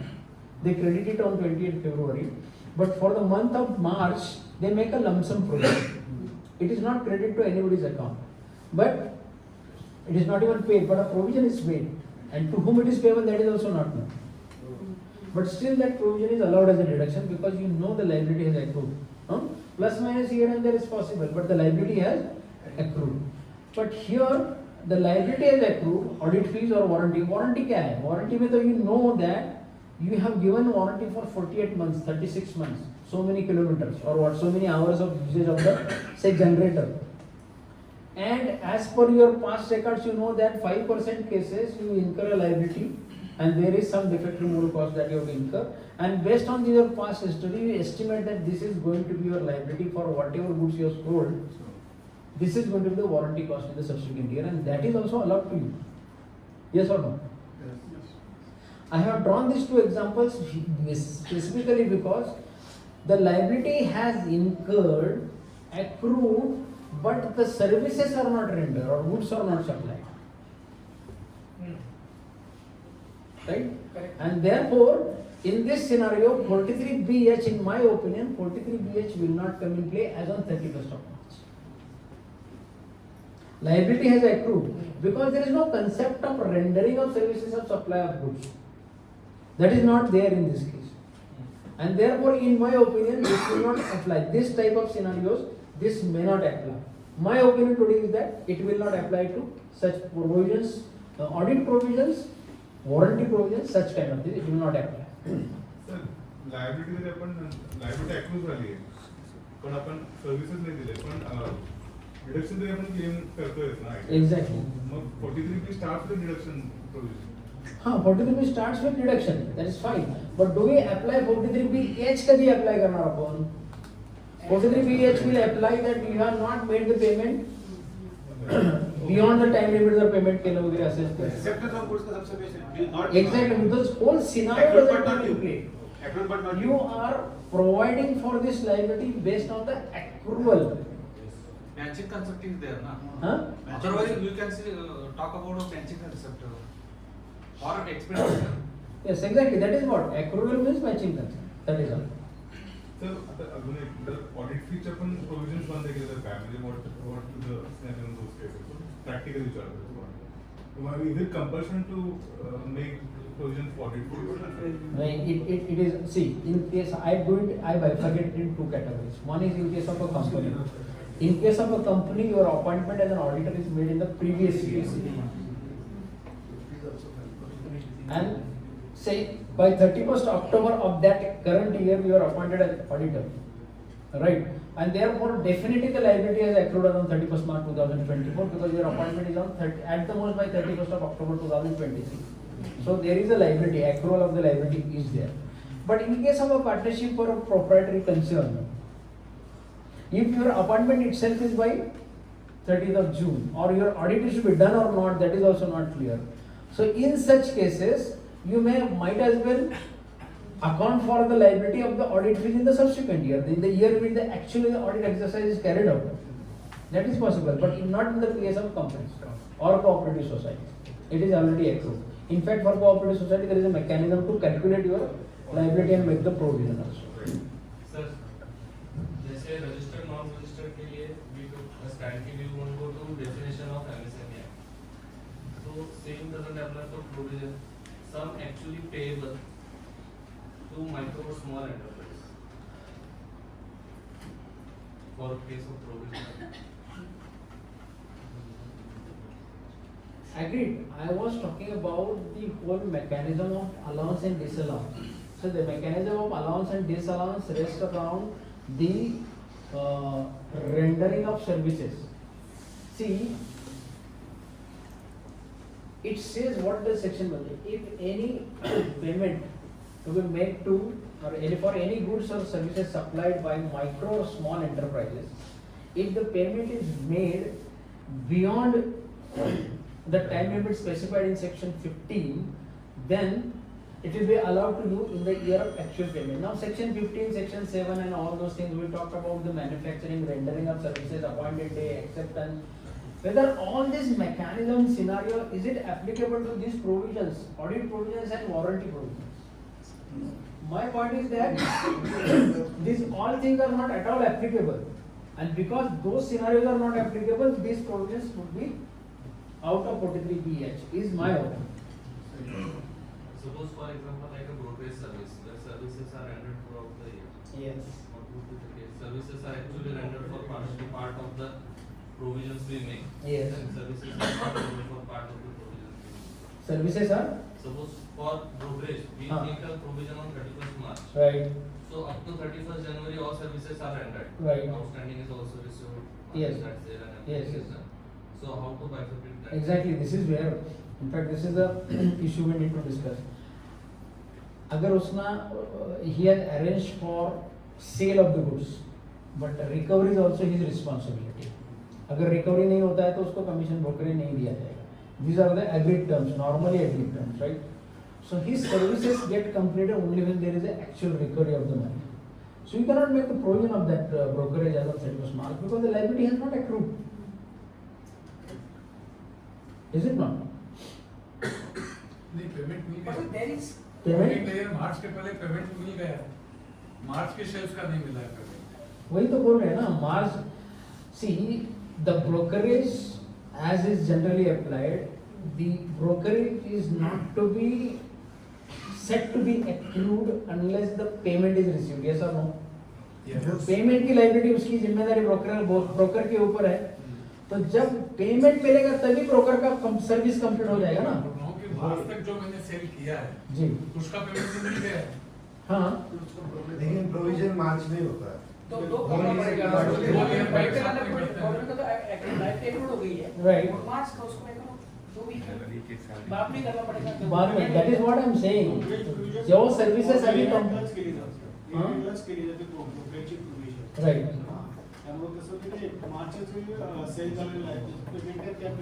ते पुढे येते त्यामुळे त्याची प्रोविजन पण होत नाही.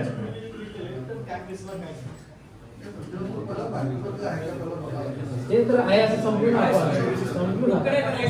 ब्रोकर आहे तो लिहिला ना. हाँ Suppose sales are made through a broker throughout the year towards one party. हाँ Okay, up to sale of January, I have received payment from party.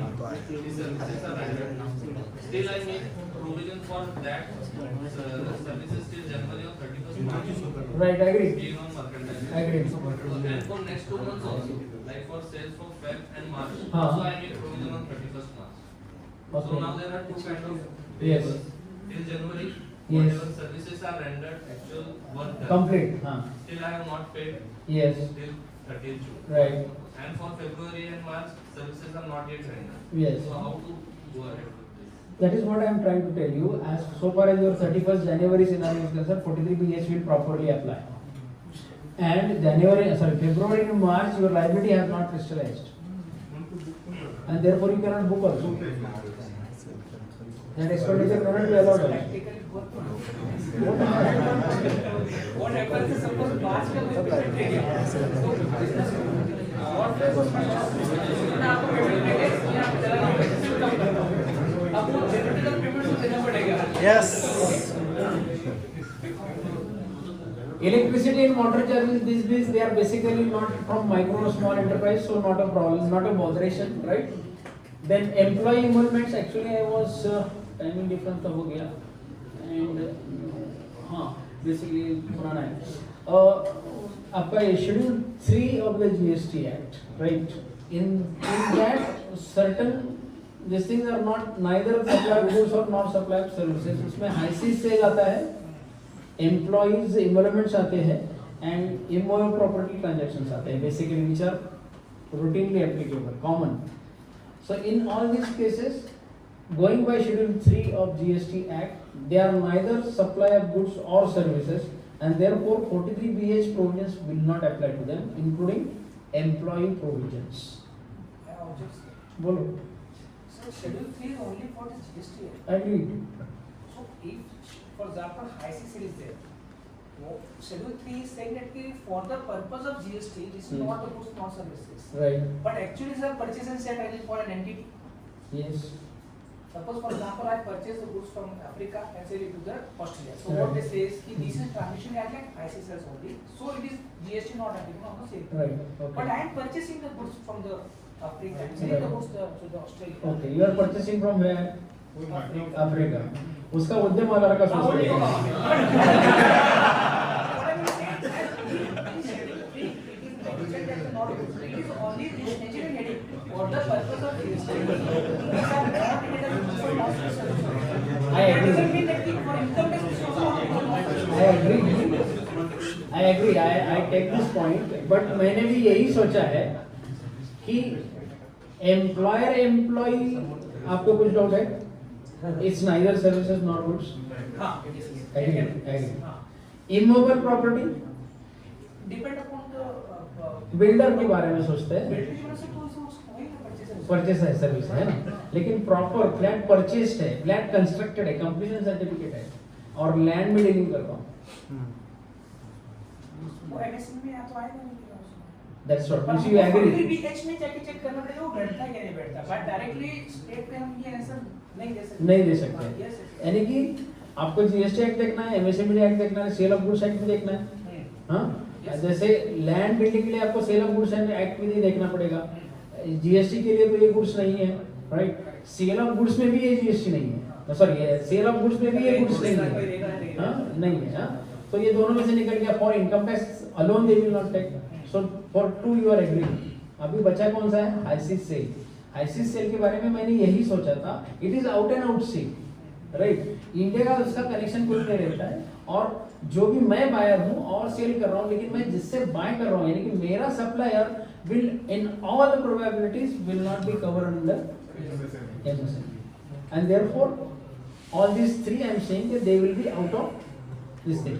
And finally GST implication is here. This is what I was discussing. अभी ये सोचते हैं, the second one is very highly debatable and I am also not able to come to a concrete conclusion on this. What happens to interest on unsecured loans?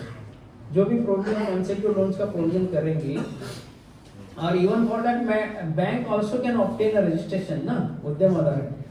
If they are less than their gross receipts from interest, profit loss on उनका credit अगर उनका 50 करोड़ के अंदर है, so such banks they can definitely obtain for that, right? And those are not liable for TDS to the interest paid on cooperative credit societies. उनको भी 50 करोड़ का limit है ग्रॉस का, तो ये भी 50 करोड़ का लिमिट है टर्नओवर का. So बैंक के बारे में both the things will fall in the same category, right? Again going by the GST, interest is considered to be a service and it is not exempted by way of a notification, right? Now this is only to draw from the GST Act some parallel there, but even otherwise From general point of view, I am also not clear on this, but so let us discuss this. In my opinion, lending money and earning interest on it is a service. Yes or no? Yes. Lending money and earning interest on it is a service. And therefore, my call, tentative my call on this, that it will apply even to this interest programs. As of now, yes. Principal म्हणजे काय service काय Principal, you are making this. आपण machine भाड्याने दिलं. I am giving the machine on a rent, and that rent I am receiving. Machinery hire charge I am receiving. Giving machinery on hire is a service. Properly liable to GST, yes or no? Yeah. So here I am giving my money for you to use. You are using my money for your whatever purposes, and for use of that money, you are giving this this consideration. Additional principle is a service. Sir, but what if interest is not a service as per the NIC code? Receiving interest. Receiving interest is not as per NIC code. There Yes. is no specific NIC code as of what I know. As of now, there is no specific NIC. This is not angle that there is no NIC code for the purpose of interest income. Is it? NBFCs would be better. NBFCs do not take benefit of Interest NIC code. interest NIC code. NBFCs do not take benefit of. This is what I know. आप मुझे ये बताइए कि अगर मैं money lender हूँ तो can I file a case as a supplier under the MSME act? I mean, You cannot. So if interest is 8837 right 2066 so 2066 so how do we go about this interest now? What he is saying is NIC code पे जाएंगे तो फिर brokerage भी वहाँ पे आ जाएगा। NIC code में fees बहुत रेस्ट्रिक्ट है। अभी होलसेल रेट का स्टे है 45, 46, 47. Yes. These are introduced later because Yes. it was not there under NIC Act to get registered. Right. अब आज 45 है ट्रेडिंग और मतलब आपने रिफर्बिश वगैरह जो आपने बढ़ किया 4 व्हीलर 2 व्हीलर्स का तो उसको बेनिफिट MSME एक्ट का नहीं मिलेगा। लेकिन हम वापस इंटरफेस के डेफिनेशन पे जाते हैं प्रोडक्शन और सर्विस तो refurbish is a manufacturing Yes. Refurbishing of finishing Yes. तो MSME का बेनिफिट मिलता नहीं तो ट्रेडर्स और रिटेलर्स होलसेलर्स को छोड़ दो because it neither production not a service Right. बाकी सब कुछ कवर हो गया yes, that's what. Everything else other than trading You mean to say that having the code or not will not make a difference? It will still be a service. That's what you are saying. whether registrable or not क्योंकि बहुत चीजों को उन्होंने ration लेकिन जहां production और manufacturing है वहां उन्होंने स्पेसिफिकली लिखा है to be an enterprise you should be doing activity which are listed in the schedule वहां पे इंडस्ट्रियल एक्ट का रेफरेंस है Right. लेकिन service open market Yes. Any other call? Yes. From supply from the buyer you are giving the interest. As a buyer, I have to see whether I am providing that services as a businessman. For example, lending money. If it's my business, it's pure services. But if the lending of money is not my business, I have a balance with me. Loan is to cover business. So I let them lend the money to my friend. That is not my business at all. So whether in that circumstance also we can say that it is service because as per GST we can say it is services, it is to somebody okay. And 43 BSS micro small enterprises and services part.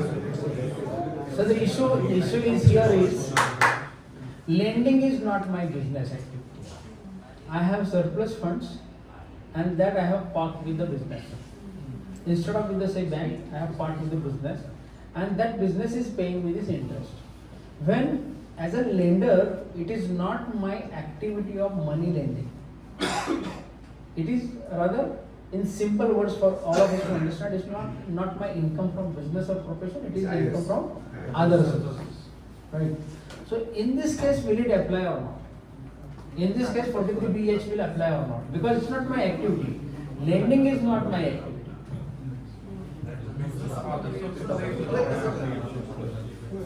जरा व्याज देताना माहित पडतं नाही माहीत पडतो पेक्षा declaration of the declaration, right? Not the business.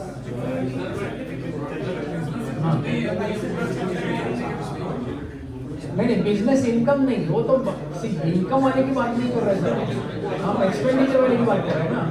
43 is my expenditure, interest is my expenditure, and whether I am eligible for the deduction or not. Now this we are looking from the perspective of the lender. For the lender it is not business income. So will that have any cause or will that have any bearing on my call as to the deduction or as to the applicability of 43PH or not? Because a micro or small enterprise means he is having an activity recurrently on the same thing, and he is acting as a businessman for the same thing, and that is his main activity of doing, main or subsidiary activity of doing the business actually. So giving amount of loan of money for certain kind of thing for certain kind of, it is not his business at all. So you mean to say here that it will be definitely applied for the banks. Obviously, sir.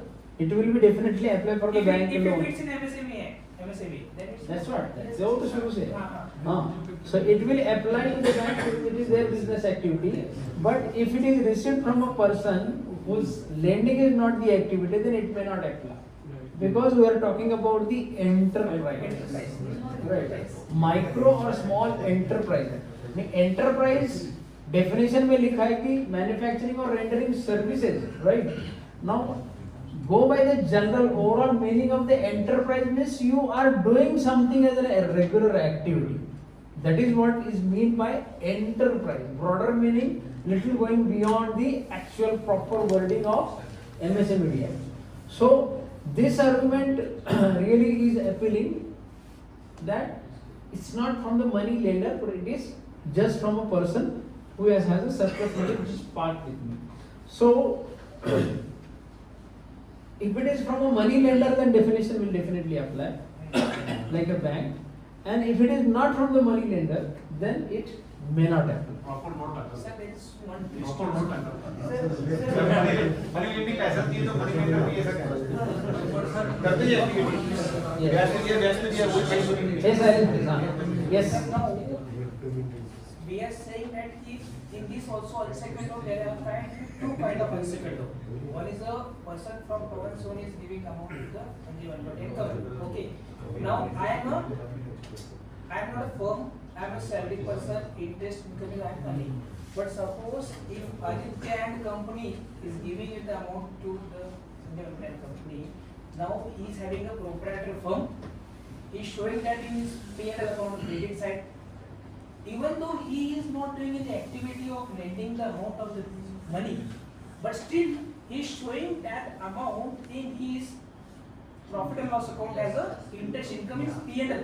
नहीं उसने CC लिया है, उसमें से दिया है पैसा, ऐसा बोलो ना simple. CC He has borrowed, हाँ. he has taken a cash credit limit from the bank, and instead of employing that cash credit limit in his business, he has lent it onwards.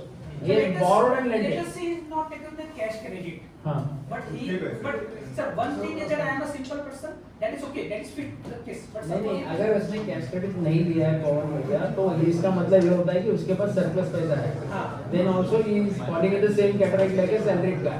Okay. लेकिन उसके पास surplus भी नहीं है, borrowed है. उसके पास कुछ तो borrowed है. Borrowed है, and then he is lending. Then what happened? Then what happened? Still we feel that it's not an activity. Lending is not an That is not activity. activity actually. Source is not important. It is an emergency. Lending should not be his activity. That is what. It is an emergency supply. Late payment interest. That is a business person. Is that you attract GST on it? No, that is definitely. late payment of separate reason also sir. Late payment interest. The late payment to suppliers म्हणतोय तो. Fees किती आता? आपल्या पहिल्यापासून provision आहे sir. ते आहे. नहीं बट Traders का भी निकली ना sir. Interest payment creditors under MSME Act. Clause 22. हाँ, That is. Sir again whether paid under MSME or paid under That is another.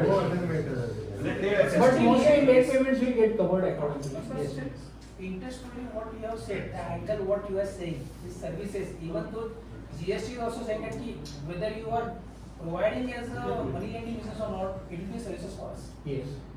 Say suppose notification says there's a need rate, that is a service. That's what I started with. That's what I started with. What I am saying is, what I'm saying is a you want to say conservative approach is correct. I think so. And what I am saying is so all is to be made here also that whether we to put it or not. Yes. Sir, in MSME cases, we take another stand as well. For example, in the MSME certificate, two items, two businesses are provided. Manufacturing of cotton, manufacturing of wood. Okay, but the person has provided us something else for which MSME case is being filed. Then we object that. So, अगर आप बोलते हो कि interest other services में आता है, So cannot file a case as a supplier. तो सामने वाले को MSME में बताना पड़ता है other services. तो अगर सामने वाला other services में आता है, तो एक बार अगर interest का application से बंदा नहीं है, कि मेरा MSME Yeah, should we go further? Yeah. I suppose payments, yes. Wholesaler आणि रिटेलरला आपण एक्झाम्प्ट केलं याच्यातून, पण होलसेलर रिटेलर त्यांनी जर सेव्हिंगवर किंवा एफडी वर इंटरेस्ट अर्न केला असेल तर तो बाय डिफॉल्ट येईल ना या सर्व्हिसेस रेंटलमध्ये. होलसेलर आणि रिटेलरला आपण हा इंटरेस्टची सर्व्हिस दिली असं म्हणायचं. अच्छा. हा तर मग तो सर्व्हिस मध्ये झाला ना, मग मी debit side Again this that supports again Pawan's case. Whether earning income by way of saving or fixed deposit is my activity. Even your commission of 100 rupees, then it will come. That will come. Commission is an activity. You have to make a commission. But interest के लिए आपका that is what. म्हणजे your example now further support his case. He when I am calling somebody as purely retailer wholesaler and I have some income from interest from saving or fixed deposit. Then earning saving interest or earning interest from fixed deposit is not my activity. I am not lending. I am not investment activity. Okay, that is not my activity. And if that is applicable there, then it will not apply even to this category. Then I am a salaried guy. I am lent the money, and to that I have not made the payment. उसको 43BH इस कारण के लिए भी नहीं लगेगा. I mean the concept of whether this is a proper activity as an enterprise or not. And even this stand is taken by us for GST rate also. Suppose it is traveling more than 20 lakh rupees because of interest. We said that giving the money is not for business only. If I am not getting in my business, it is not a supplier to us. Yes. Suppose del credit agent हाँ. अपन ने उसका purchase तो exclude कर दिया for the purpose of activity. Suppose he is providing paying late payment interest. That comes under GST. Exempt from GST अगर हमसे हो रहा है तो agent late payment interest paid to del credit agent will also payment Will be covered. Will be covered. Will be covered. Because it's like a proper in the course of activity. So now in that case he is registered for this del credit agency interest. Yes. And he is also doing yarn business. Then his purchase and sales will also be covered. Yes, नहीं एक activity उसका cover हो जाएगा तो इसका manufacturing trading है तो दोनों में आए दोनों में से एक है तो उसको लग जाएगा. Yes. ये आपने उनसे परचेस किया तो उनका भी MSME मिला. ठीक है, उनसे परचेस किया तो उनको लोन भी दिया. वो पेमेंट माना जाएगा या Yeah. This is regarding the method of payment we are discussing about. The on-account payment, FIFO method and all those things. To cut short the discussion, whether FIFO method is required to be followed for payment. Right. Particularly FIFO method मुझे follow करना जरूरी है कि can I take a stand that जो payment मैंने मार्च में किया है वो मार्च के लिए भले ही मेरा अप्रैल का पेमेंट जो डिक्लेयर कर रहा है उतना उसका करो. या ओपनिंग बैलेंस के लिए मैं दूसरा लेजर खड़ा करूंगा. Balance outstanding as on 31st March 2023 a separate ledger and for transaction carried onwards from 1st April 2023 onwards there is a separate ledger. Now all these issues again goods returned and purchases again, right, because whatever I want to bring within this thing or debit dispute, right. So these are all things which are going to be there for us to face at the time of tax audit reports and reporting. These are listed because we are going to have this practical difficulty, because as I understand and as I have been thoroughly accepting throughout the journey of this profession that businessmen are definitely wiser than chartered accountants. They know, they understand what they want to do and they will do what they want to do, right? Yes. So our problem, okay, anybody is free to do that. The point is that how do I report it? Or what call should I take? That is important for all of us. And my call on this is that, again, the same thing, that proper notes are proper disclosures, and accordingly we will have to clarify our stand as to what stand we have taken at the time of reporting. Then whatever things and this thing are implemented, because these things are going to happen not today, when you are going to set for finalizing the tax audit. And if the disallowances come, then they will, जसं पाणी आता इथं तटल्यानंतर सोडल्यानंतर ते वाटा शोधत जातं ना. That is how it is going to happen. So what are the means and whatever tax planning and all these things. The point is, this is going to be an issue of dispute between you and the client. And when the disallowance is going to pinch him large, substantial, that audit ही छोड़ देना पड़ रहा है आपको. ऐसा भी scenario आ सकता है. Yes. It will be something. Definitely come if the people are not awake still, right? And therefore, my request to all of you, suggestion to all of you, that take proper meeting with your clients. Completely explain all the scenarios with whatever issues, pros and cons discussed. एक भी client ऐसा रहना नहीं चाहिए कि उसको आपने समझा नहीं है. नया जो आता है उसका कोई problem. Non-audit वाला. Non-audit वाला. अपना जिम्मेदारी हम कंप्लीट करते हैं in all respects. That is very important. We must explain. This is our responsibility. Today we must explain. Today also you are little late, I would say. That we must explain all these provisions to the client. उनकी association क्या कर रहे हैं वो सब general बातें हैं. Micro में जाते हैं, यार मुझे क्या करना है, मेरे क्लाइंट ने मुझे क्या देना चाहिए और how do I protect him today. ये भी मेरी जिम्मेदारी है ना. He should not be burdened with substantially large sudden tax liability that उसको प्रॉब्लम भी हो जाए लाइफ में. ऐसा तो सिनेरियो नहीं आना चाहिए. And that is why my responsibility as his consultant, that I explain him everything in proper details and ask him, because देखो कुछ लोगों ने तो हमारे केस में कैश क्रेडिट लिमिट्स भी बढ़ा के रखे हैं. 2-2 करोड़ से लिमिट्स ले, they already taken. एक महीना पूर्ण करे सर. हाँ, that is what, म्हणजे seasonal for 1 month or 2 months. Ad hoc limits they have got sanctioned. And I am told that certain this thing, that mechanism has already changed from this year. 45 days में payment आना चालू हो गया. So it's not that people are not altogether aware of this. People are aware, discussions are taking place, but point remains, what is my responsibility? आपने ये explain नहीं किया, अगर ये किया होता तो हम कब के कर चुके होते, तो आपके लिए कोई डिफरेंस नहीं रहेगा. As a consultant, we will not have any difference on that. त्याच्यावर वेआउट काय ते आपण चर्चा करतो. जसं आपण म्हणलं पेमेंट द्यायचं आहे, तर आपण पेमेंट दिलं त्याच्यावर आन्सर करून आपण. See, these are all tax planning things that you employ. This is not to be talked on the forum, right? You decide on that, right? There are means and ways. Now, debit dispute is what? And goods returned, purchased again is what? Okay, so these things are going to. आता आपण मगाशी नाही का discuss केलं, check इश्यूची date माझ्याकडे मी घेणार, म्हणजे काय, काउंटरला त्याची सही घेणार आणि तारीख घाल. ती कधी घेणार? 31 मार्चची तारीख मी 30 जूनला पण जाऊन बॅकडेटेड देऊ शकतो ना, देऊ शकतो. That is all possible. The point is not that this is not, that's what I started with saying that businessman are wiser than all of us. That is not the issue. The means and ways will be found out, right? Our this thing is, what do I do at the time of audit? That is how we take it. Cheque मध्ये सुद्धा sequence बघितला पाहिजे. हाँ? Check मध्ये सुद्धा sequence बघितला पाहिजे.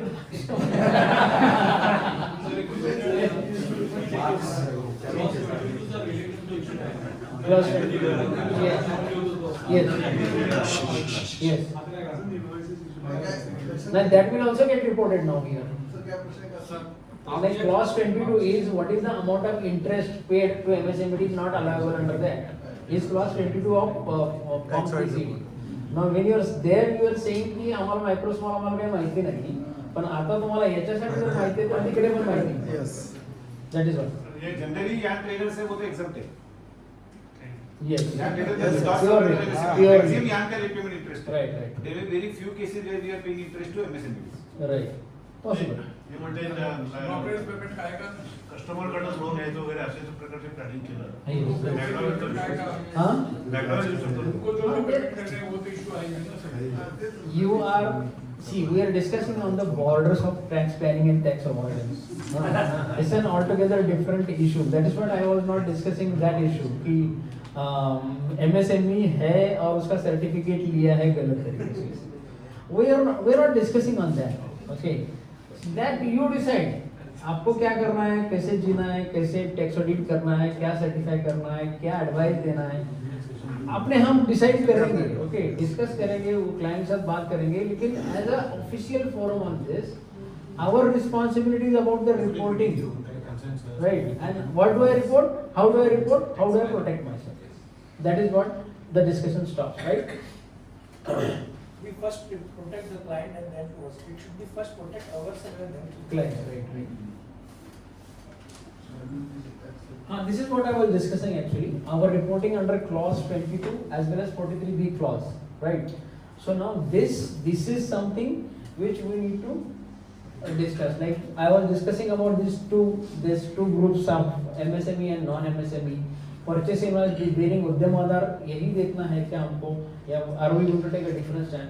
Then if the auditee obtains declaration, this is what I discussed, he's not a micro or small enterprise, then issue comes we find him on the micro small enterprise, and suitable comment on the similar line 48.3, because we don't know what is his turnover, whether it exceeds 50 lakh rupees, 50 crore rupees, or is the investment exceeds 10 crore rupees or not. So all these things is not in the possession of the auditee, which we are auditing, and therefore the point, the crux of the issue comes to that we need to disclose it properly with the appropriate notes. And these are other issues which are non-tax, cash flow issues, disputes arising and all those things. Diagram of dual state of MSFE, when both parties to the transactions are MSE, still they will apply, because it is to be reckoned with the person who is buying it. And potential of unintended market distortion means something that people will stop buying from MSME, they will start buying from larger units, and that may happen. I mean, this is an unintended scenario or consequences that may actually they want to protect micro or small, but business is going away from micro and small. That means that actually micro and small units are losing business. Sir काही कंपनीने असं सांगितलं की तुम्हाला आम्ही payment देतो 15 दिवसात 2% discount देऊ. That is all. So this is going to happen. But all in all, what I see is that हे थोडंसं चालेल. First jerk will be on 31st March 2024. You will have problem on the first year 2024, and thereafter now people have started taking Udyamada registration. They have started printing on the invoices, and that is how. And that means they are making aware the opposite party that you have to make the payment within certain time limit. Otherwise, you will be in problem. And this problem, or the size of the problem, the real pinching of the problem will be realized on 31st March 2024 or the return filing for that year. If I see it in the, this is short term.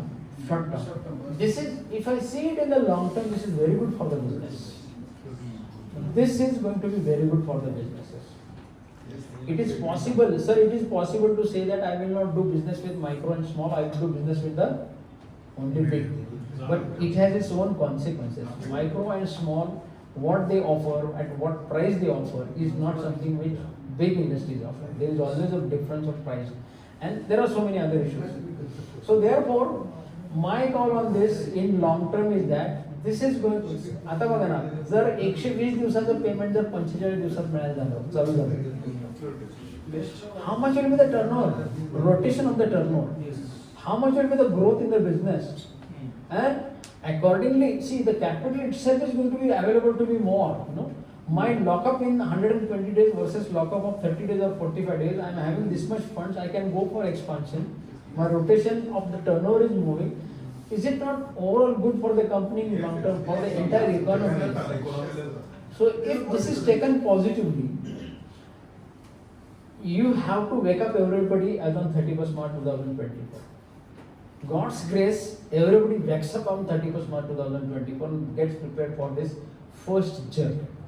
And if he is able to bear this first jerk, thereafter it is very good for everyone. The first year is a problem here, but thereafter it is very good for the, in the long term, for the entire economy as a whole, because this is going to help in long term, right? Okay. Sir, what is your opinion about capital expenditures? हाँ sir मैं तो क्या machinery process के लिए 43B, that was 44AD issue also. 44AD is 8% or 6%.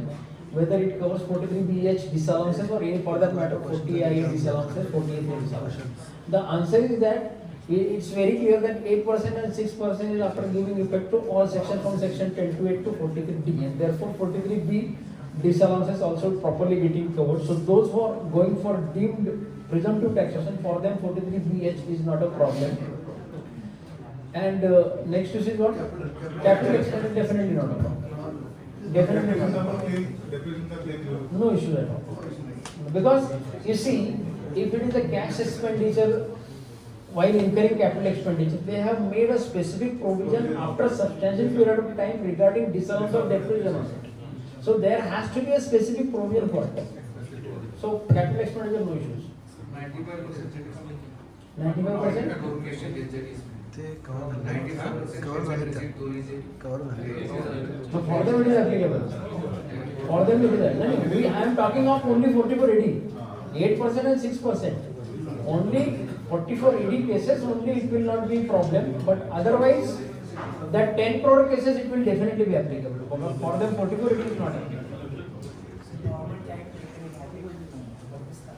Yes, normal time taken in the audit and fees of the audit, again we go into that. There is no arrangement for नहीं रहे get yourself पहले CA registered हो जाओ सब इसमें आ जाएगा. Exactly. Why should we not discuss about the extra effort that they may have to take now? From last 2 years, we have got clause 44. Yes. We have, I think minimum 2 hours is required to properly comply with clause 44. This 43BH has now come out. Yes. So, we need to think about ourselves also. No? Yes, exactly. That is one part we discuss about the protecting ourselves by way of proper disclosure. And the Get second registered part by is, MSME. definitely second part is, if we are going to, this is going to increase our efforts substantially, then why not think about the fees that we have been charging. For example, last year, I doubled the fees for charitable trust. एकदम double. Negotiation पण नाही. Otherwise, I am not your auditors. आणि नवीन तर काही कुठले घेतलेच नाही.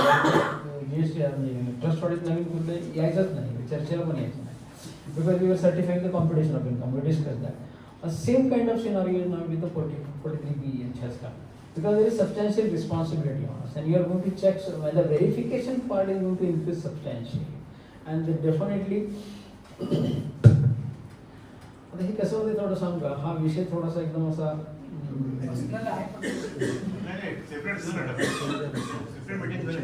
actually separate meeting. Yes, exactly. It will warrant a separate discussion. But definitely, just to make a concluding remark, it will definitely going to increase our efforts and therefore fees have to be increased. Because this is a vicious circle for us. Yes. And this is more particularly for HMLG also and for all small cities also. That for anyhow I do tax audit, so anyhow I am compromising many things in my tax audit because I am not getting the fees. Because I am not getting the fees, I am not getting the proper staff with me. I am not getting proper infrastructure to me. So these are vicious circles which are हम उसमें अटकते जा रहे हैं. ये नया speaker है उसका. नहीं परमानेंट स्पीकर है. फीस का परमानेंट स्पीकर है. Okay guys, shall I stop here? Yes.